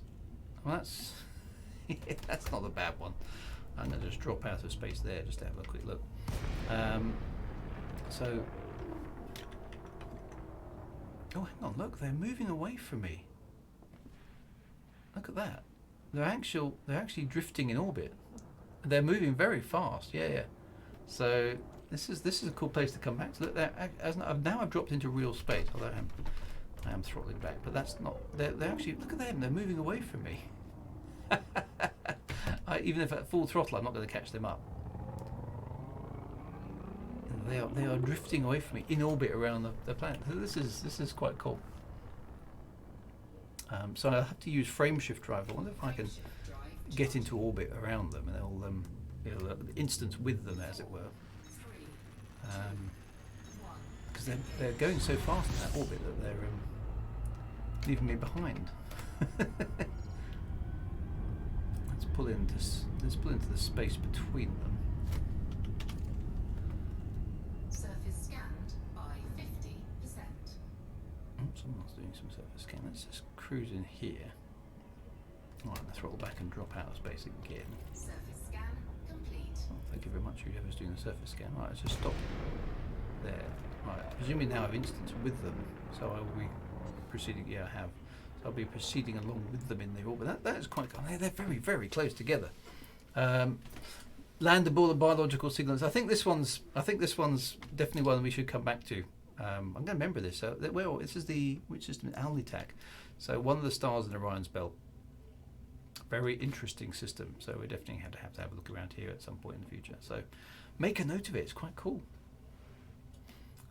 This is what's lovely about this part of the game is just finding weird, cool stuff to go and explore, because you've got discoloured mountains down there. All sorts of interesting bits and pieces. Apparently there's some biological signals as well. And then you've got this amazing ring system here. And then there's another planet over there somewhere which has a ring system as well. So I think I might just pop over there. Let's go and have a quick look at that one too. Because here is a planet which is not that far away, which also has rings according to the system maps. Let's go and have a quick look at that. Alnitak 8A. You can just see it actually there, look. You can just about make out the rings as well. Yeah, so I suppose it's recorded for posterity in my stream as well. That's a good point. But it's nice to come back and do the investigations at your leisure sometimes. But let's just pop over here because we might be able to get quite a nice shot of a ringed system, a ringed gas giant orbit around a ringed star, which is quite good. Yeah, interesting stuff. Definitely a place to come back to. Let's get away from everyone out accelerating me. So this should look quite cool. Right, there's those interesting moons being dropped behind us, and we're dropping below the ring plane. So this should make for quite a good screenshot, I think, because the rings of the star will be nicely visible. So yes, that's quite cool. So those moons are orbiting in the ring plane, but this planet isn't, which is always nice to see, because when the planets are orbiting in the ring plane, the rings themselves aren't great. We can actually see the other ring there above us. That looks weird. This massive ring here. So this planet must be outside the secondary rings. And it makes you wonder what kind of planet must have disintegrated to make those sort of rings. That's quite impressive. So this is the sort of system that Obsidian Ant, I think, tools around a lot to take all his screenies of cool things to put in the background of his commentary. So actually what I want to do is, I don't want to go too fast here. I want to get round the back of this planet. So let's tilt down. So I'm going to orbit round the back of the gas giant. Now this will be an interesting comparison, because I don't know how big that gas giant is, but it's probably comparable to Saturn, Uranus, Neptune, Jupiter. Whereas the star and its ring system is obviously hugely much more massive. So whilst this ring system here is probably quite enormous, it's going to pale into absolute insignificance compared to the one belonging to the star. So I'm hoping I can get this planet round the back, as it were, of the star. And there's landable moons here as well. So there's some good sightseeing to be had in this system. This is definitely one to come back to at some point. Particularly as they up their graphics, because of course one thing that Elite won't be doing here, there's only one light source. I think we're only getting light from the main star, whereas of course what we should be getting is light from the other star as well. So I'm imagining here that the light is... Oh, there's the other rings. Look at that. So that is looking pretty cool, actually. So there we go. I want to throttle back down about there. There we go. I've gone slightly too far, but let's just bring it out there, just so I can see the other star. There we go. A bit more, bit more, bit more, bit more, bit more, bit more. There we go. Perfect. Right. I can drop out of hyperspace there. Frame shift, shall I say? Right. Turn back around. There we go. So we. That's just an insane shot. There we go. Let's just put that on full screen, because that's. There we go. That is quite a ring system, isn't it? That's worth seeing. This is the thing I really like to use Elite Dangerous of. So, apart from the fact that the light source is coming from the left, which obviously is the main star over there, presumably. Oh, down there actually, you can see it down there. That's where the light's coming from.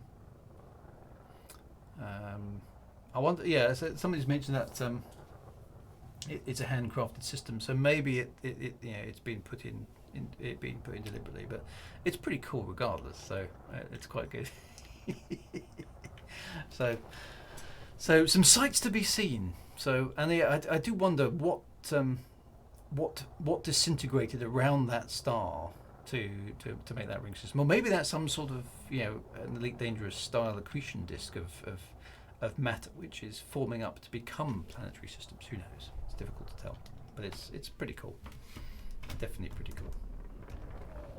Right, so we need to make our way. How much time have we got left? 34. So actually, we need to be a little bit careful. We might save the Orion Nebula for next week, because with 34 minutes, we need to get back to the fleet carriers so we can time a jump with them. So, given that we spent a little bit more time tooling around, so what we'll do next week is we'll start doing some of the long haul stuff. I do want to get, if we can, to the Orion Nebula, but we'll do that next week. So let's head for, where was I going for? Totally forgotten.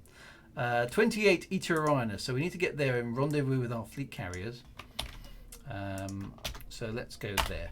That's where we're going. 28 Eta Orionis is where we need to head of our next port of call. So yeah, it's worth coming back to this system, Alnitak, though, because it's obviously got a few more secrets to give up.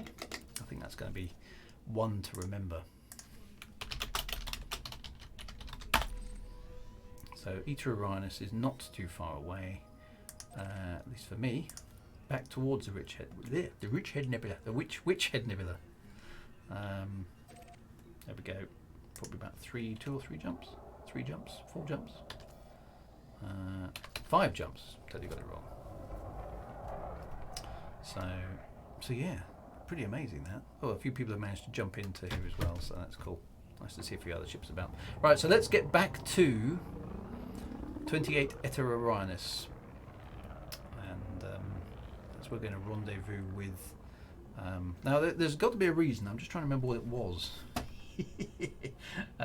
for why I chose that system at the end. I'm just going to look it up because I think there's a reason for it. Let me just go back out here and do a search on Eta Orionis, because I've made so many notes recently. Whoops.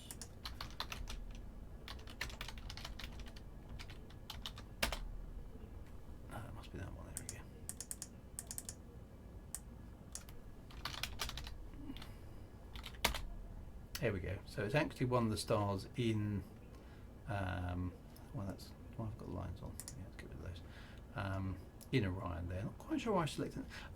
Actually, there we go. So according to Stellarium, it's an eclipsing binary system. So let's find out whether or not it actually is when we get there. Maybe the people from fleet carriers can tell us if it's an eclipse, if it's a binary system, because according to that it should be. What size is my frameshift drive? That's a good question. It's engineered and Guardian boosted, I know that. Frameshift drive is a 5A with a Guardian frameshift booster and some engineering. So it's, I think I've got about 60 plus light years on this one, so it's quite a good ship.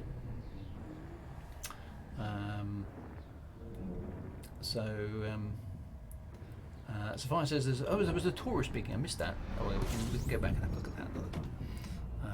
But yeah, this is my, this is definitely set up for exploration. This is a Carl Sagan ship. There's no guns on board weighing it down, so. Interesting enough, I had forgotten. I went and had a look at Cosmos again, Carl Sagan's TV series, and he uses a imaginary spaceship to go travelling around the universe to show us stuff in the TV series. And so the idea of flying around in space in this sort of fashion, talking about astronomical stuff, is it's kind of his idea. I hadn't actually put the two and two together, that what I was actually doing was kind of exactly what he did in Cosmos. But yeah, that's quite cool. It's not quite the same here. They're sort of a ship that looked a bit like a dandelion, really. But who knows what spaceships in the future will really look like, of course. And they used, for what was, I suppose, in the 70s and 80s, pretty much cutting-edge special effects to allow Carl Sagan to fly around in the imaginary spaceship. And here we are again, flying around in imaginary spaceships together, using the magic of the internet to traverse space and do stuff. So that's quite cool. I haven't seen Cosmos 2. No, it is on my list. I don't know how to get it, actually. I need to do some research as to how it's available to me. If I can get it on Amazon, that would be great. I do love the original, so Neil deGrasse Tyson is a legend as well, obviously. So I've got a lot of time for listening to him. But of course, Carl Sagan is too much of a legend, really. So I'm sure I'll enjoy it because I like watching anything astronomy-wise. But it'll be hard to match up to the original Cosmos, of course. Carl Sagan's voice has just got that lovely hypnotic quality, I think. If you've ever watched it, it's probably something you either love or you hate, I think. But I happen to love it. So, and I do miss Carl Sagan, I have to say. The world is a sadder, poorer place without people like him. Anyway, let's see if we get hyperdicted or anything interesting like that. Probably won't, but you never know. It's always good for entertainment value. Billions and billions, of course. Yes, that was his famous phrase.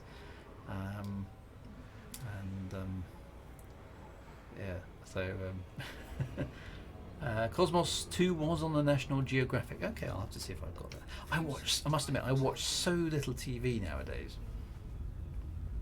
because I simply just don't have the time. And I'm one of those people who, I spend a little bit of time playing computer games, but most of the time, I'm playing on stream because I enjoy playing with other people more nowadays. I have had a dalliance with No Man's Sky. I play that occasionally, and I've got Star Wars Squadrons, which I'm quite enjoying, just for fun and blasting. So that's quite good. I rather like playing, just for pick up and having a bit of fun. I rather like playing, car racing games and stuff like that, which obviously appeals to the hooligan in me.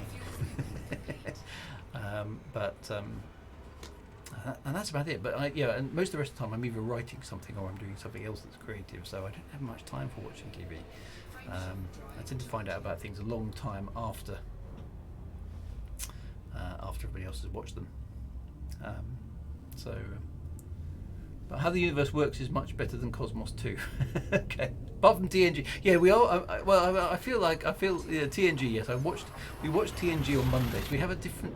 What we tend to have is we have a variety of box sets that we've been given over the years that we're still slowly working through. So, Star Trek: The Next Generation is currently up on Mondays. Mondays is Star Trek: Next Generation night, so I'm educating my kids as to Star Trek, because I have seen all those before, but I can't remember half of them.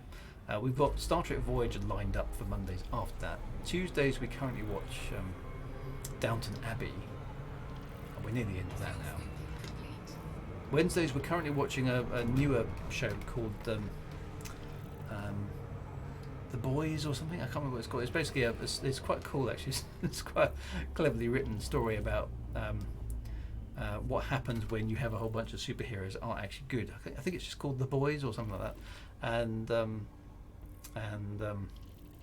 super something like that. I can't remember what it's called. But anyway, the superheroes aren't all that great, and they're kind of managed by this very, very nasty piece of work woman. And basically there's this one guy who's trying to kill them all off. The Boys, there we go, excellent. So it's a series 2. So we're watching, and that's very good. So that's quite good fun. Right, now I need to go and choose a fleet carrier. So who do we have here? Look, this system's quite insane as well. But where are all the fleet carriers? Oh, there they are. So who have we got? We've got Tanny Lawn, Valiant, Dead Star Harbour, the JMC mining ship Red Dwarf, Wimbledon Common, Shadowhead, the Absolution, Flavour of Wine, Of Course I Still Love You, the GSV Amadare, and Storm's Nest. Now, can I from the what I kind of do need clip so according to Clipsing Binary, so this they've overdone this a little bit. So that's a so is this the one that is the high G world here? I don't think we want to land on that. That's going to be proved to be very dangerous. And we haven't got time, so we need to get into our fleet carrier. I need to choose one. Now, what I'd like is an American fleet carrier. Are any of these owned by Americans? So gives us like theme for the music later on. I kind of need an American themed fleet carrier. Have any of the owners hail from the United States? The Valiant is, and the Absolution is. Well, the Valiant got in there first, actually, just sort of thing. So, right, so I think we're going to choose the Valiant. In fact, the Valiant is a great way, the Valiant. There we go. The Valiant is an American fleet carrier. There we go. So everybody head for the Valiant. We're going to use that one tonight to look at. Now, if the Valiant you could organise, if you've got time, to make a jump as near to 10 o'clock as possible. Then we'll try and line up the rest of the jumping with it. So we need to kind of all just realise. Looks like the fleet carrier is on the opposite side of the star for me. So everybody make their way to the Valiant. Could the owner of the Valiant set the fleet carrier to jump somewhere? Doesn't really matter where. On as near to 10 o'clock as possible. Doesn't really matter where it's going. In terms of where we want to go next, tell you what you could do. Let me just give you a system location. Let me just throttle down a moment. What I'd like you to do, given that we're going to go do the Orion Nebula next week, if you could jump to where's the system? I found this the other day. Let me just go down. See how close we can get. Can you get your fleet carrier to jump to one of these stars here? Probably this one. There we go. I'll type it in the chat for the fleet carrier. So that would be running man sector ZA-N B7-0. I think it's a 0 or no, I'm not sure. But anyway, that one there, that's where we kind of want to be. That sort of general direction is where we want to be going. So if the fleet carrier can jump there, that would be good. The rest of you know the drill. Everybody to the Valiant's location. Running Man theme next week. Well, maybe we'll have to wait and see. Everyone to the Valiant's location while it preps for that jump.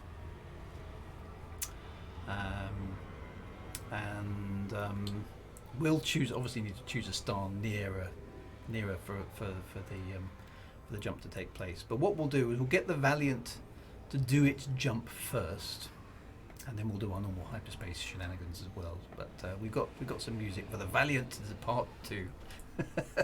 And given the Valiant an America, it's an American ship. We got an appropriate tune. I thought after whether or not you think that the latest president-elect, I should say, because he's not president yet, is he? The latest president-elect is the right one, and depending on which way you voted, that's kind of not the point. But anyway, changes are happening in America, and it, whether you think it's a good thing or a bad thing, it's a thing, isn't it? I'm cooking my ship, I've just realised, I thought it was appropriate. Anyway, the tune I've got is my ship's. Let me just get rid of that. Now I've done a loop of shame. It doesn't give you know that warning of slow down. It gives you that only after it's too late. I always find that. But again, so regardless of what you think of the American election, it's hopefully democracy will prevail, I think the rest of the world is definitely looking at the States to kind of set as a good example. So fingers crossed you guys can do that. But anyway, a bit of celebration of America in the theme tune this evening, and we shall use the Valiant to set that off. So everybody rendezvous at the Valiant. We'll go there. There we go. And then we need to play instancing roulette again. So what we normally do is we form up behind the fleet carrier. Although it would be quite nice to jump towards the Orion Nebula. So actually, let's just form up alongside the Valiant. That gives us quite a nice screen here. I'm just going to stop about there. So for those of you who are in my instance, just kind of hook up on my spot. And then we'll need to, for those of you, so the my wingmen are in the same instance as me already, which is good. Right, I'm now stationary. I'm going to go and try and find a hyperspace systems for us to head towards,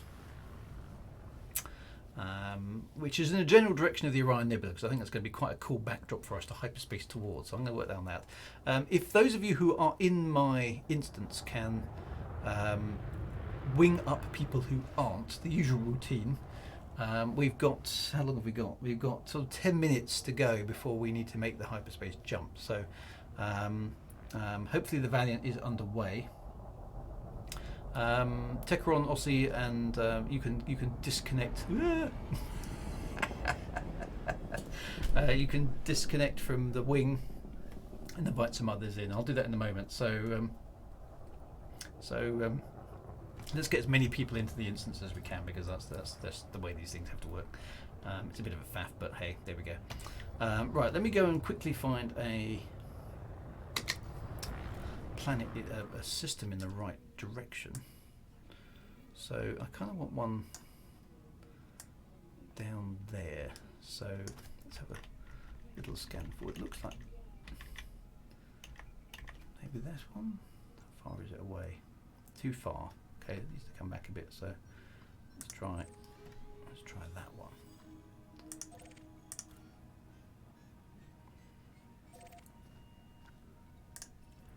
Okay, so that's not bad, but ideally a bit further up. Can we get one at a slightly higher angle? There's not actually many there along that line, which is slightly annoying.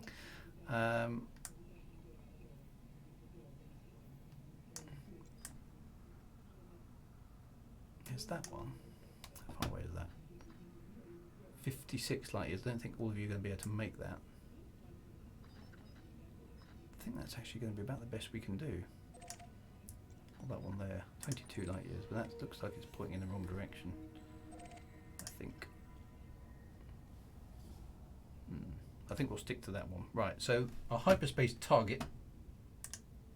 Okay, so a bit late on departure, should be leaving at 02:10 on 3. Okay, so we'll do a hyperspace jump after that point. So once I see the, we'll start the music. No, the carrier won't be pointing in the right direction. No, I was just trying to get us jumping in the direction of the that'll do.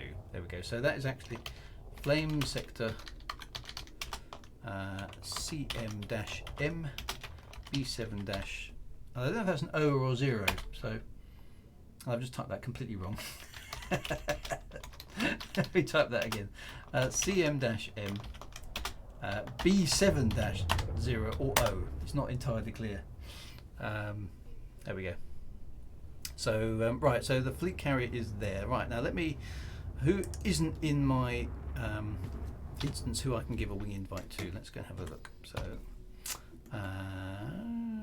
right, so I need to go along to here. So who needs a wing invite? Kamakichi does. Where's Kamakichi?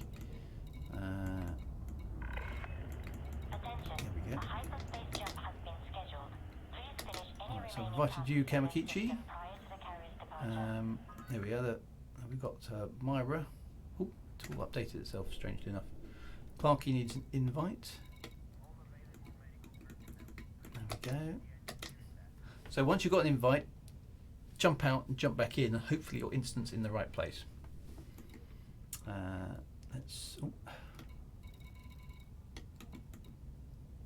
I've got Anna Claire here. I think you're in my instance actually, Anna, so that's good. It should be the ones in local. It's a bit confusing, this.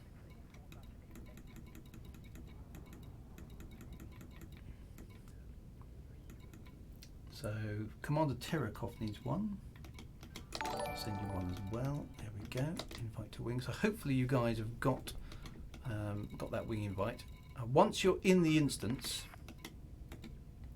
then obviously what you then do is you drop out of the wing to give somebody else a space. So jump out, jump back in again. And the ones that say 0, 0 light years are not in the instance. Okay, so those are ones good. So I've got 3 people in. So Kamakichi, Clarky, 18, and Terakov. Once you're in the instance, just form up behind my ship and then drop the wing. I'll turn my wing signal. That's a good call. There you go. That's where you need to be. For the rest of you, if you can form up in an orderly fashion behind my ship, that would be good. We can see the fleet developing in front of the fleet carrier, so that's always a nice thing to see as well. So ships are all forming up, which is great. Ready to rock and roll towards the thing. We did a good collection of ships here already, which is excellent. Always nice to see. Looking good, looking good. Okay, so that's excellent. So again, if everybody else can assist with other people as much as possible, that's really, really great. We'll see how many ships we can get in. Looks like Kamakichi's here. Excellent. Okay, so we've got 5 and a bit minutes before the fleet carrier departs. So I'm going to start the music rolling. The ragtag Exodus fleet looks great. Please perform an orderly exercise. Right, so we're getting ships here. So I've got another space come back. Let me have a look. Who have I got on 0 here?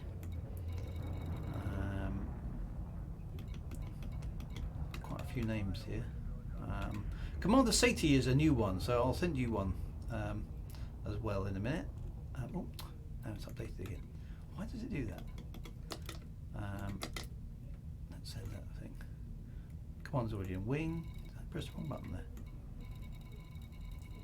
My new Commander Sati just sent me a friend request literally as we were coming on air, so now I can't see them.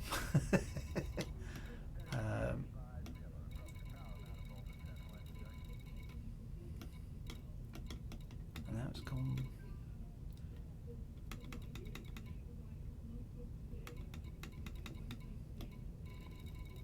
It's changed itself again.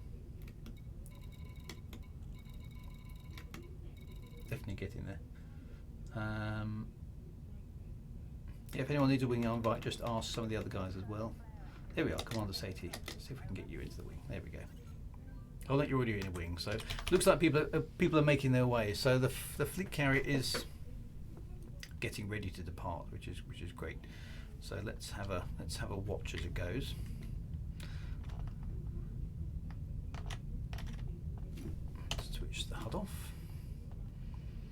we've got the Orion Nebula in the background, and hopefully we can get the fleet as well.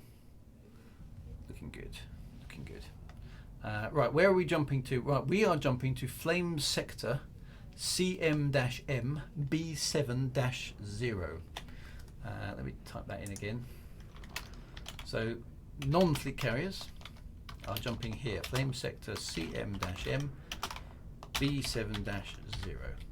That's where we're going. Apart from that, I can't spell flame. So 6 minutes to go.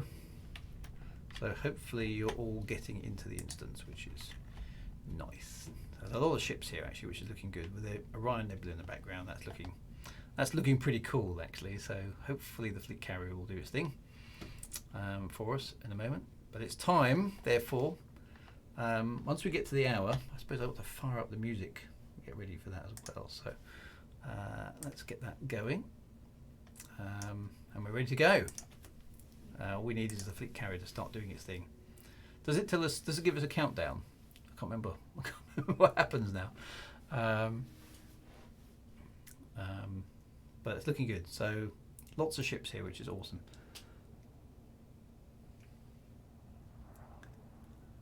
How's I can't hear a countdown. The flight control will give an update every so often. Okay, well, that's good. There's a ship there just on the edge of the scanner. There we go. Looks like a Cobra.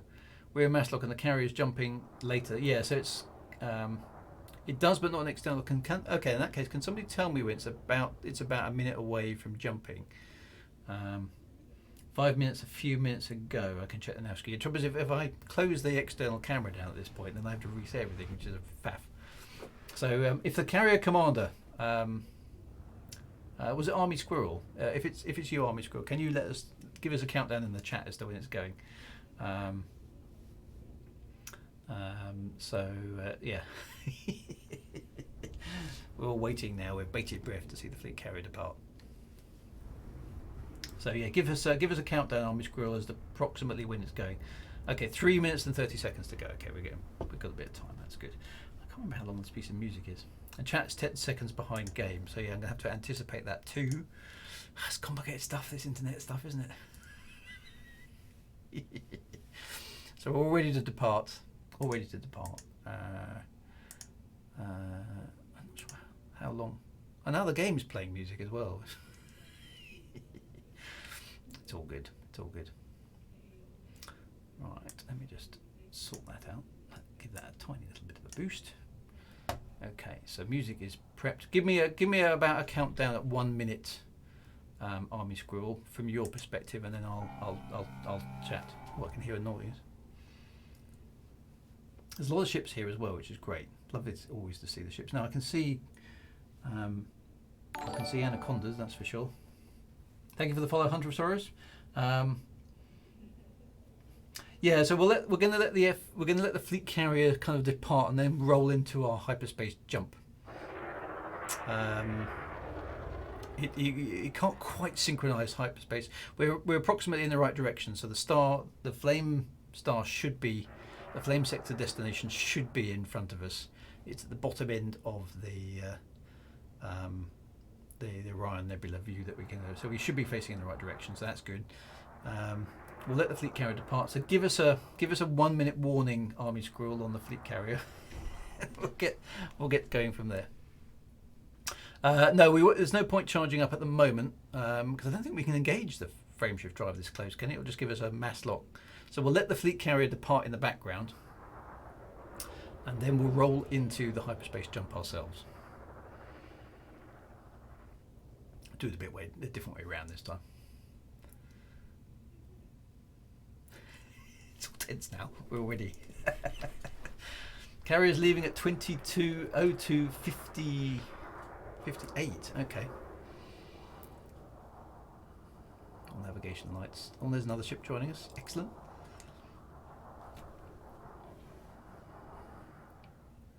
Okay. Well, I got white dwarfed and lost 300 million. Oh no! Hunter of Sorrow says, I got white dwarfed and lost 300 million or so exploration. Right, 1 minute to jump. Okay, scratch that one. That's interesting. People are getting reported different times. Never mind. I think the music will last. So we'll watch the carrier go. and then go from there. 1 minute. Okay, right, 1 minute. We're ready to rock and roll. But that's 15 seconds ago. What's going to happen at the other end? Who knows? Who knows what's going to happen? That's the beauty. That's the beauty of it. Right, so let's get the music rolling. Okay, so this is for all you Americans out there. Okay, here we go.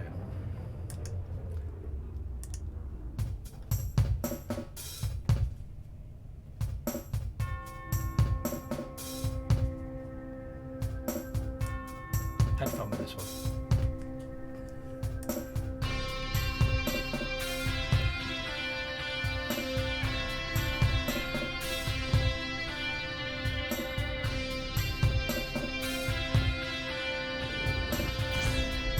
There it goes.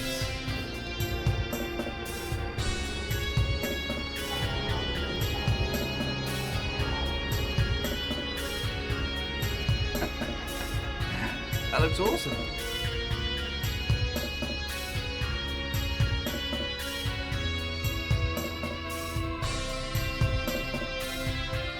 Goodbye, Valiant. God bless America. Right, the rest of us need to get moving as well now. So, flame sector, throttle up. Don't go to full throttle just yet. About 100 meters per second is what we normally do for the run. And I'll just give you a cue in the chat for when you're to press your hyperspace. So charge your frameshift drive. Don't throttle all the way up. Let's get the fleet rolling. Form up on me.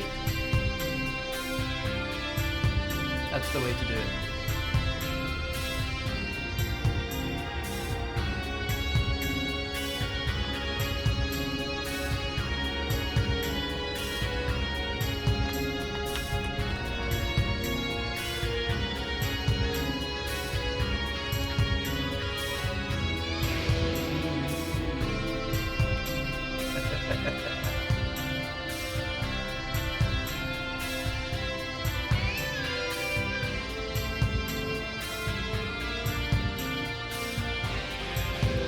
Great fun with this guitar. It's just really good fun to play with.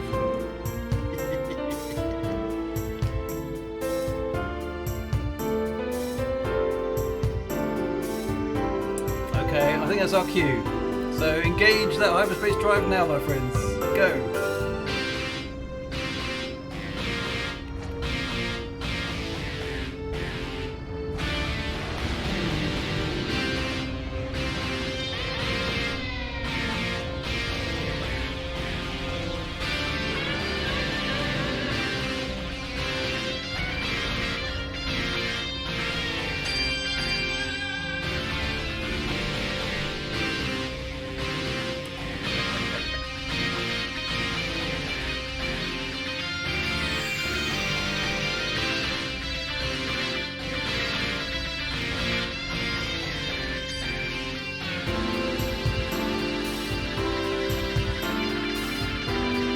Time for me to jump as well.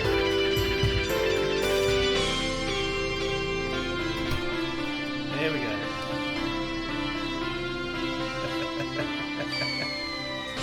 There we go. Ooh.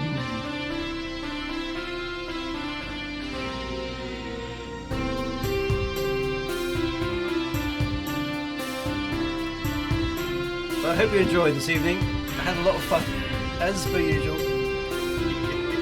An Astro tour. Yeah, you can fly my wing any day. We've lit the tyres and we've kicked the tyres and stuff. I feel the need for speed and stuff. This music is off range. I can't remember how long I programmed it for. But anyway, we will rendezvous on the edge of let's turn that down a little bit. We'll rendezvous on the edge of the Orion Nebula for next week's tour and continue doing bits and pieces like that. So more crazy wackiness to follow as we continue our tour of deep space. We're getting further and further away now, and we'll be upping the jump ranges as we go. So hope you enjoyed that. More shenanigans, of course, next week. More hyperspace jumps and and other bits of random astronomical fact as we go through as well. So there we go. The system where we sent the fleet carrier, so that's about the destination you want to aim for, somewhere around there, so it won't be far away from there. We will head there on the edge of the Orion Nebula and see how far we can get as well. That would be awesome. My friends, thank you very much for your company. Really, really appreciate it. Hope you had fun, and thank you for an amazing hyperspace jump. Always the highlight of the evening. You take absolute care of yourselves, all right? Be good. Crazy world out there, so look after yourselves. Have a fantastic weekend. I'm back on Monday with my normal sci-fi discussion stream if you want to join that. Otherwise, obviously back on next Thursday for more Elite Dangerous, mucking about and having fun and games. Fly safe, be dangerous, and 07 commanders, right on. Be good, and I will see you soon. Bye now.